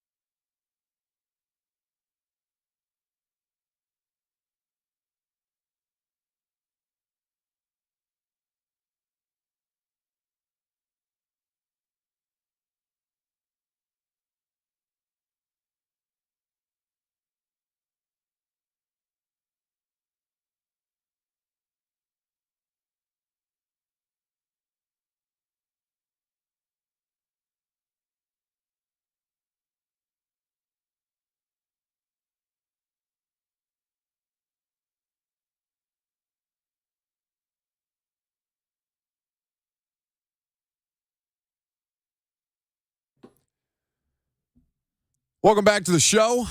Titans on the practice field. What are we most excited to see at OTAs today? We know that Kevin Byard's not there. Harold Landry apparently not in attendance as well. Both of those things Shane Bowen discussed earlier at the podium. So media is currently allowed to shoot practice right now, but you won't see those visuals until the end of practice, which is about 2 o'clock today, a little before 2. 615-737-1045 is the number. So we mentioned DeAndre Hopkins and the idea of, is that the thing that would have made Titans fans happy? Like, is that the one move? And we've had a number of different names cited to us in the F&M Bank chat as examples. Guys in the draft that they could have taken, prioritized it over running back depth is primarily the complaint that I've seen. But that's what I'm talking about. Like Bradford in the F&M Bank chat, who says, the one move you could have made at receiver this offseason, you could have drafted Michael Wilson, Trey Tucker, instead of a depth running back. So you're telling me that if this wide receiver core, instead of Chris Moore, Traylon Burks, Kyle Phillips, Nick Westbrook-Akina, was Chris Moore, Traylon Burks, Kyle Phillips, Nick Westbrook-Akina, and Michael Wilson, you would have been, okay, all right. We're good. We'll be okay. There was no winning after they took Levis and then followed it up with the running back. Yeah. There was no winning optically, I mean. Don't come out here saying, what do you mean what move could they have made? They could have drafted Michael Wilson out of Stanford. Like, you have no idea who Michael That's what I'm saying. Like, when did Michael Wilson end up going? The 6th? Yeah, like that would have made things that much better. You know what I'm saying? Like a 6th versus a 7th. That's still not a guarantee roster lock. It might be here because of the nature of the wide receiver room. We would be having the exact same conversation about the wide receiver room if they had drafted Michael Wilson. It really does come down to the fact that they didn't take one in the first 2 days, right? Yes. That is the biggest point of contention. That or a lack of moves afterwards, because what did people immediately say? Well, they must have a plan. They must have a plan. They did. Their plan was to get a quarterback. Their plan was to get a quarterback, to rebuild the offensive line, and that we think we have better wide receivers than you think we do. Nah. Like that's basically what they're doing. 615-737-1045. And by the way, we knew this. Like, we knew they weren't going to be able to fix everything all at once. I was asked, so it's Tuesday, right? So I'm doing those Q&As for A to Z. And I got a question earlier today. Is this the worst roster that I've seen in my time with the Titans? And I had to think about it for a minute. You got here 15. Mariota's rookie year. Oh, that's worse. Right. That's immediately what came to mind was, no, the first team that I ever laid my eyes upon as a member of the Nashville media is the worst football team I think I've ever watched. And I've seen some bad teams. I've seen the Titans play poorly. I've seen the Titans play bad teams on the other side of things. I've seen bad football in my life. 2015 Titans was the worst in my career, right? That was my first year, right out of college, Marcus Mariota's rookie year. They won their first game. He looked great, right? It was Jameis versus Marcus. Jameis was throwing interceptions. Marcus wasn't. We had the whole training camp where Marcus Mariota still hasn't thrown an interception in training camp. How many more attempts can he go without throwing an interception? All these things. And then what did they win that year? 2 games? 3? En route to the first overall pick that they ended up trading away. And then Jared Goff goes 1. Jack Conklin ends up a Titan. All these different things come to be, right? There's going to be angst about this anyway. Your football team was bad. It's still not great. They couldn't do it all this year. That's basically what is that not the summary? Yeah. And John in the F&M Bank chat says, could have drafted a receiver in the second round. Yeah, but you didn't because you have a quarterback on an expiring deal. And what would you rather have? A better solution at quarterback or a wide receiver who in a poor wide receiver class wasn't good enough to go in the first? Is put yourself in their shoes. Whether or not you agree with Will Levis being a potential future franchise quarterback, they obviously believe that he is and can be. Yes. So they're looking at, we think this guy can be the future of the franchise. So they're going to take a wide receiver on day 2, Jalen Hyatt, because you're a Tennessee fan. You wanted them to take Jalen Hyatt over the guy that they believe to be the quarterback of the future? No. Who didn't go until the 3rd, worth noting. Is it fair to say that the A.J. Brown trade set back this franchise in regards to the wide receiver position seasons, multiple years? Oh, yes. It set them back. It put them in a spot where they are so far back in that room that it's going to take a while to get back to that. Yeah, and they, people got spoiled, right? Because the thing that they had wanted forever, they had, and they had it right away. He was great right away. Right away. And then you had it ripped away from you far too early after being in this basically wide receiver desert as a franchise since Derek Mason and Drew Bennett and Nate Washington, right? The same names that you've heard over 25 years of Titans era, specifically football. That is what exacerbates all of this. Is what is at the core of the hurt, right? That you had it. You finally found it. And it worked. It worked. And then you got into a pissing match with him, and he ended up in a different place where he's playing for a Super Bowl. Didn't win the Super Bowl this year, but I bet he's going to get another crack at it. And you're trying to figure out what the hell your wide receiver room is. That's what's at the core of this thing. Isaiah is calling us from Murfreesboro up next. Hi, Isaiah. So I was just wondering, what are the possibilities of Will Levis beating out Ryan Tannehill for the starting job? Well, it's not impossible, right? It's highly unlikely. The possibility, Ryan Tannehill would, literally and physically have to fall off a cliff for him to not be the week one starting quarterback. This is not, and it's not even like a Marcus Mariota situation, right? Where Mariota basically got a degree of runway with which to prove that he was the starting quarterback, the right starting quarterback for this franchise at a critical contract point for him. And what happened? Ultimately, he got 6 games. He failed. He got benched. Tannehill went in. Ryan Tannehill, nobody is disputing. Not coaches, not the people that just drafted his replacement, theoretically.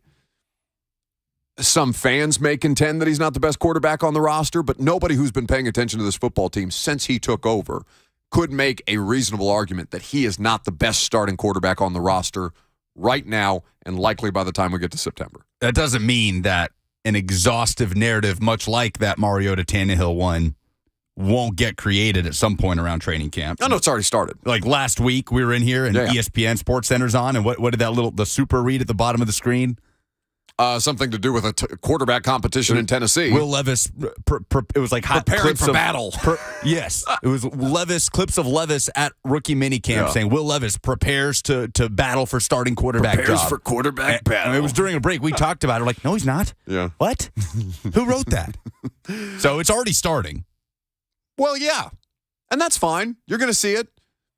It's how much credence do you individually want to put into the stuff that you're seeing on television nationally versus what's being talked about locally. And by the way, just because we're here every day doesn't mean that we always have the best pulse on what's going on, right?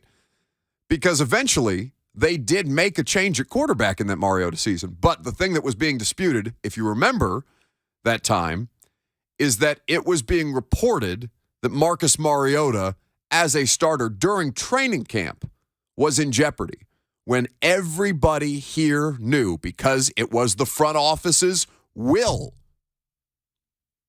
that Marcus Mariota was going to be given the opportunity to start until such time as he lost that job. Versus the reports that were coming out around training camp, which was saying that the Titans coaching staff might like Tannehill more. By the way, they did. But we all knew that the front office was that Mike Vrabel had been specifically hired because they didn't think they were getting enough out of the quarterback, right? That they weren't getting enough out of the talent on the roster, that they needed to be taken to a step further, and that Mike Mularkey wasn't getting the current collection of players to the heights that the guy who drafted him thought that they could get. You could go back and litigate all these decisions 3 and 4 and 5 years after the fact. Right now, there is not a quarterback competition for the starting job. Where the quarterback competition lies is for the backup job. And that is something that has to be determined between Will Levis and Malik Willis. 615-737-1045. You'll hear from, we mentioned the DeAndre Hopkins from I Am Athlete audio, him talking about teams he would be willing to play for. We'll play that for you here in just a second, but let's get Andy in Clarksville next. Hey, Andy. Hey, I think that Titans fans wouldn't be happy unless somehow we were able to clone Jerry Rice and get him on the Titans, or Derek Mason found the fountain of youth. But you're exactly right in the fact that on paper, this receiving core looks to be the worst, if not one of the worst in the NFL. But the good thing is we have nowhere to go but up. Yeah, I mean, that would be the optimistic view. That it can't get much worse, right? Remember I said that about their injury situation before last season? I said there's no way. The thing that you can almost surely count on is that they can't possibly be as hurt in 2022 as they were in 2021, and they damn near matched it. So they said, watch this. Just like that. Just like that. Somebody nefariously, who said, watch this? The turf. The turf said, watch this. Now the grass. The grass and the turf. All of it. Everything. Everything that could conspire against the Tennessee Titans health situation collectively. Watch this. And then instead of 91, it was 86 players. But Hopkins is the big name acquisition that would have gotten fans fired up, right? That is the one thing that would have gotten them, even if it fell flat on its face the way the Julio thing did, it would have changed the narrative in the offseason. Yes. That's the only thing, in my opinion, that would have drastically changed the narrative and gotten fans excited about the receiver. Him or Beckham? Sure. Odell, because we're talking about, it's not a complete and total parallel, but we're talking about a similar situation, right? Yeah. Hugely productive player, even though for Odell, it's been quite some time since he's been a hugely productive player, like worthy of the brand equity that Odell Beckham's name indicates that he should have. But it's Hopkins or Odell as far as the free agent wide receivers were, or as far as the quote-unquote available wide receivers were concerned. One via trade, one free agent. And that doesn't mean that those would have been the correct moves to make and that they would have worked out long-term. Right. It's just what would have made people excited and changed the conversation. I mean, we talked about this with Robinson. His most popular moves by fans were some of his worst decisions. Julio. And Clowney. Clowney, yes. We talked about them as a Super Bowl contender because of Clowney. And then Clowney played 8 games and was, not regarded as the best teammate is probably the most diplomatic way that I can put that. Those are the two big ones, right? Are there any others that got Titans fans fired up, ready for a Super Bowl run that just did not work out? Julio and Clowney were the two splashiest moves he made, and you're right, they were two of the worst decisions. Yeah, because it's almost never draft stuff. Fans don't necessarily regard draft stuff as, okay, that's the difference between us and a Super Bowl. Nobody knows. Anybody can work out. Anybody can be a bust. Right. And so free agency, at least you've seen a body of work of a successful player. You know them to be the top of their profession, or at least right around there, right? And I think those things are typically heralded when teams make those moves, and those are the things that often fall flat on their face. Remember that Eagles super team a couple of years ago where Vince Young was the backup to Mike Vick, and Vince Young was out here talking because they had Nnamdi Asomugha. They made, like, when Sports Illustrated covers mattered, they were all over the various publications that were covering the sport. They were the super team, and then they spectacularly and famously failed. Because you can't assume that those things are going to carry over from place to place in football. It just doesn't work that way. It's too random of a sport. Blake on the F&M Bang chat says Vic Beasley and Bud Dupree were two of those splashy signings that got fans really excited. That didn't work Beasley out. was not. Beasley was not. Beasley, there were red flags everywhere. Yeah, and it was everywhere. Just a little one-year deal that fans thought, oh, this could be intriguing. But it wasn't just a 1 year. No, I think you're misremembering that, or maybe you had a different perspective on it during the time. But he gave Vic Beasley $10 million after the Atlanta Falcons came out publicly from their own social media and said, we are not bringing this player back. But it was a 1 year deal, wasn't it? It was a 1 year deal, but it was a substantial 1 year deal. Vic Beasley stole money from the Titans. They lit $10 million on fire. And really, if you're considering Clowney as a part of that package, they lit about $30 million on fire with those two moves. That's the danger of spending. Let's hear from DeAndre Hopkins. He was on the I Am Athlete podcast. He was discussing which teams he would be open to playing for. Out there, if you had a list, you say these are some dope quarterbacks that I would love to throw me the ball the second part of my career? Ooh, that's a good question. I would have to say one of my favorite quarterbacks that I've been watching since he came in the league is Josh Allen. Josh Allen, he reminds me of an old school or of a new school Andrew Luck. And you know, I love Josh Allen, Jalen Hurts. You know, man, he's Houston kid, your dog Jalen. Number 3, who I would love to have a ball thrown by. Man, Patrick Mahomes, obviously. Oof. Number 4, I'm gonna have to go with. I gotta go with the underdog, man. The people, not a lot of people respect this guy, but you know, as a throwing quarterback, Lamar Jackson, obviously, and number 5. Number 5, that's a good one. That's a good question. Number 5. Dak Prescott? I like Dak Prescott. Any of these young rookie quarterbacks stand out to you? Do you want to catch a ball from a young player? Or are you past that point in your career? Like some guys out there. Yeah, I'm past that point in my career. But I heard that the quarterback we got from Houston is pretty good. I like him. My grandfather was sending me his highlights on YouTube.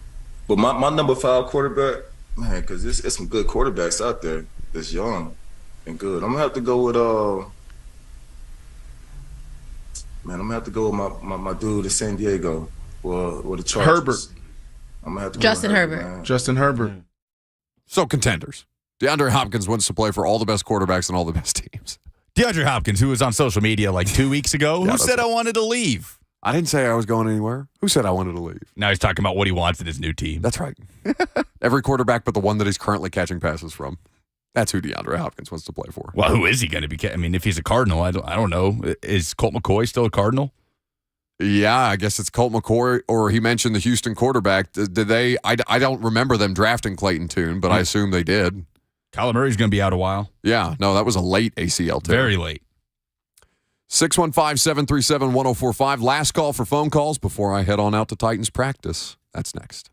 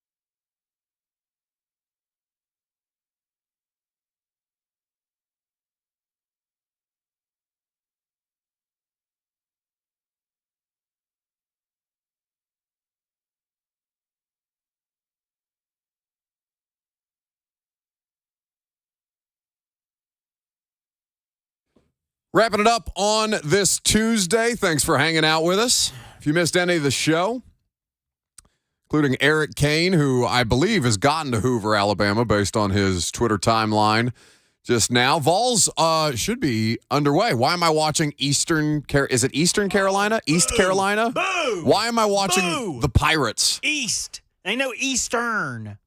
I don't care about your various Carolina directional schools. I just don't. Well, you should. Do you even know their mascot?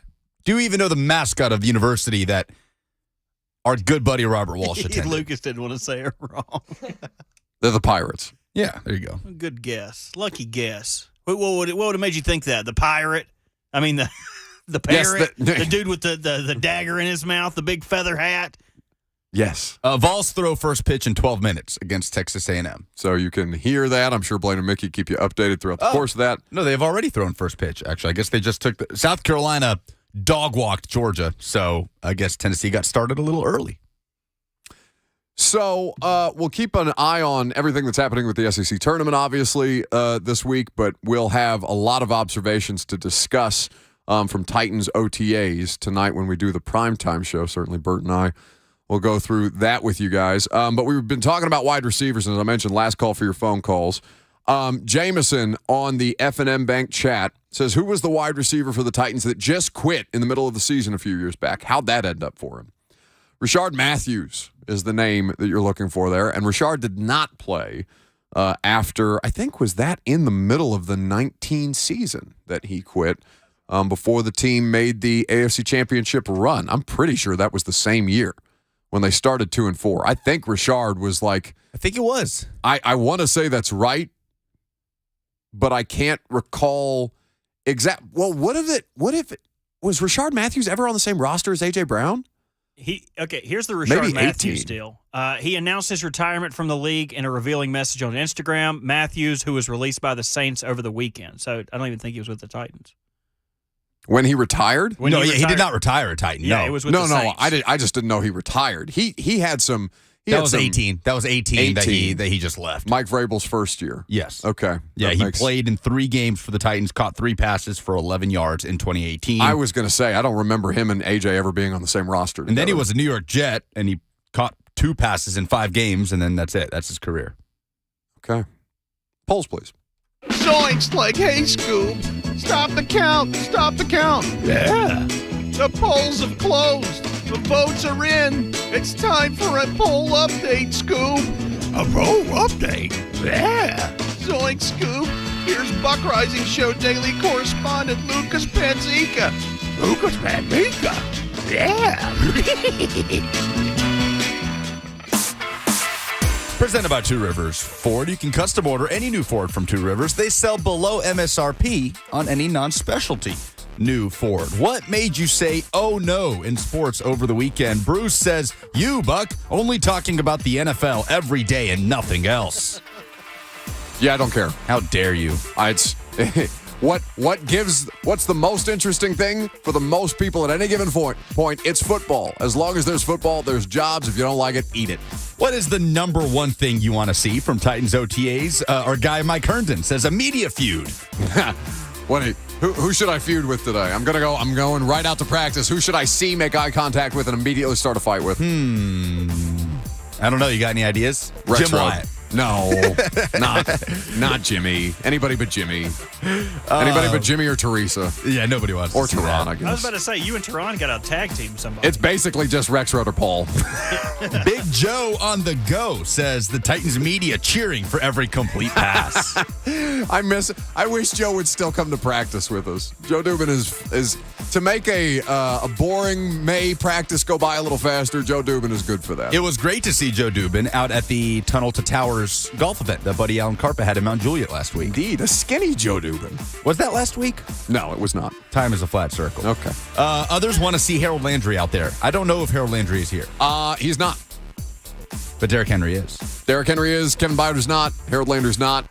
I'll tell you who else was tomorrow. I'll bring a whole list of players. How much does the roster rule change to allow 3 quarterbacks on game day impact the Titans QB situation? Brian says Will Levis might just make the roster now. TK says the rule change is cool and all, but still no guarantee that he makes the 53, assuming he's referring to Malik Willis. Yeah, I mean, it helps slightly. Like, I don't think it's a huge impact. It doesn't affect their regular season, like, roster spot. They'd still have to carry him onto the 53-man roster, not practice squad. But I think it can be a slight advantage for him as he tries to sustain his job status here if he does, in fact, get beaten out by Will Levis for the backup job. Yeah, I wonder if it will change any team's philosophy on keeping quarter. Like, is it enough for a team that keeps 2 each and every year to say, you know what? This time around, I don't know. The only thing that I'll tell you is I bet every team that makes the playoffs puts a third quarterback on the roster. I bet every team that makes the postseason for exactly the reason the rule that was intended, so San Francisco doesn't happen to somebody else. Well, you said it can't be a game day elevation, right? It can't be a game day elevation. So at any point during that game week, you can elevate somebody to the active roster and they'll be eligible to be that third guy? Yes. Will LeBron actually retire? Said after the game yesterday, after getting swept by the Denver Nuggets, that he's going to think about it this offseason. 92% say no. Who do we believe less that they're actually retiring, Tom Brady or LeBron James? LeBron. That would have been a better poll. Well. What kind of goat is LeBron? All right, I'm not doing that show with you again. What was it, Bert? What was yours? It was an goat. ibex. Ibex. Those are the goats that can scratch their own butts with their horns. Yes. That is Galaxy Brain thinking for the new version of the MJ LeBron debate. What kind of goats are they? I'm so glad that this is the way that we ended the show today. It's Mountain going to do it for us tonight. If you want more Bert, God knows why you would, but he'll be with me on primetime tonight.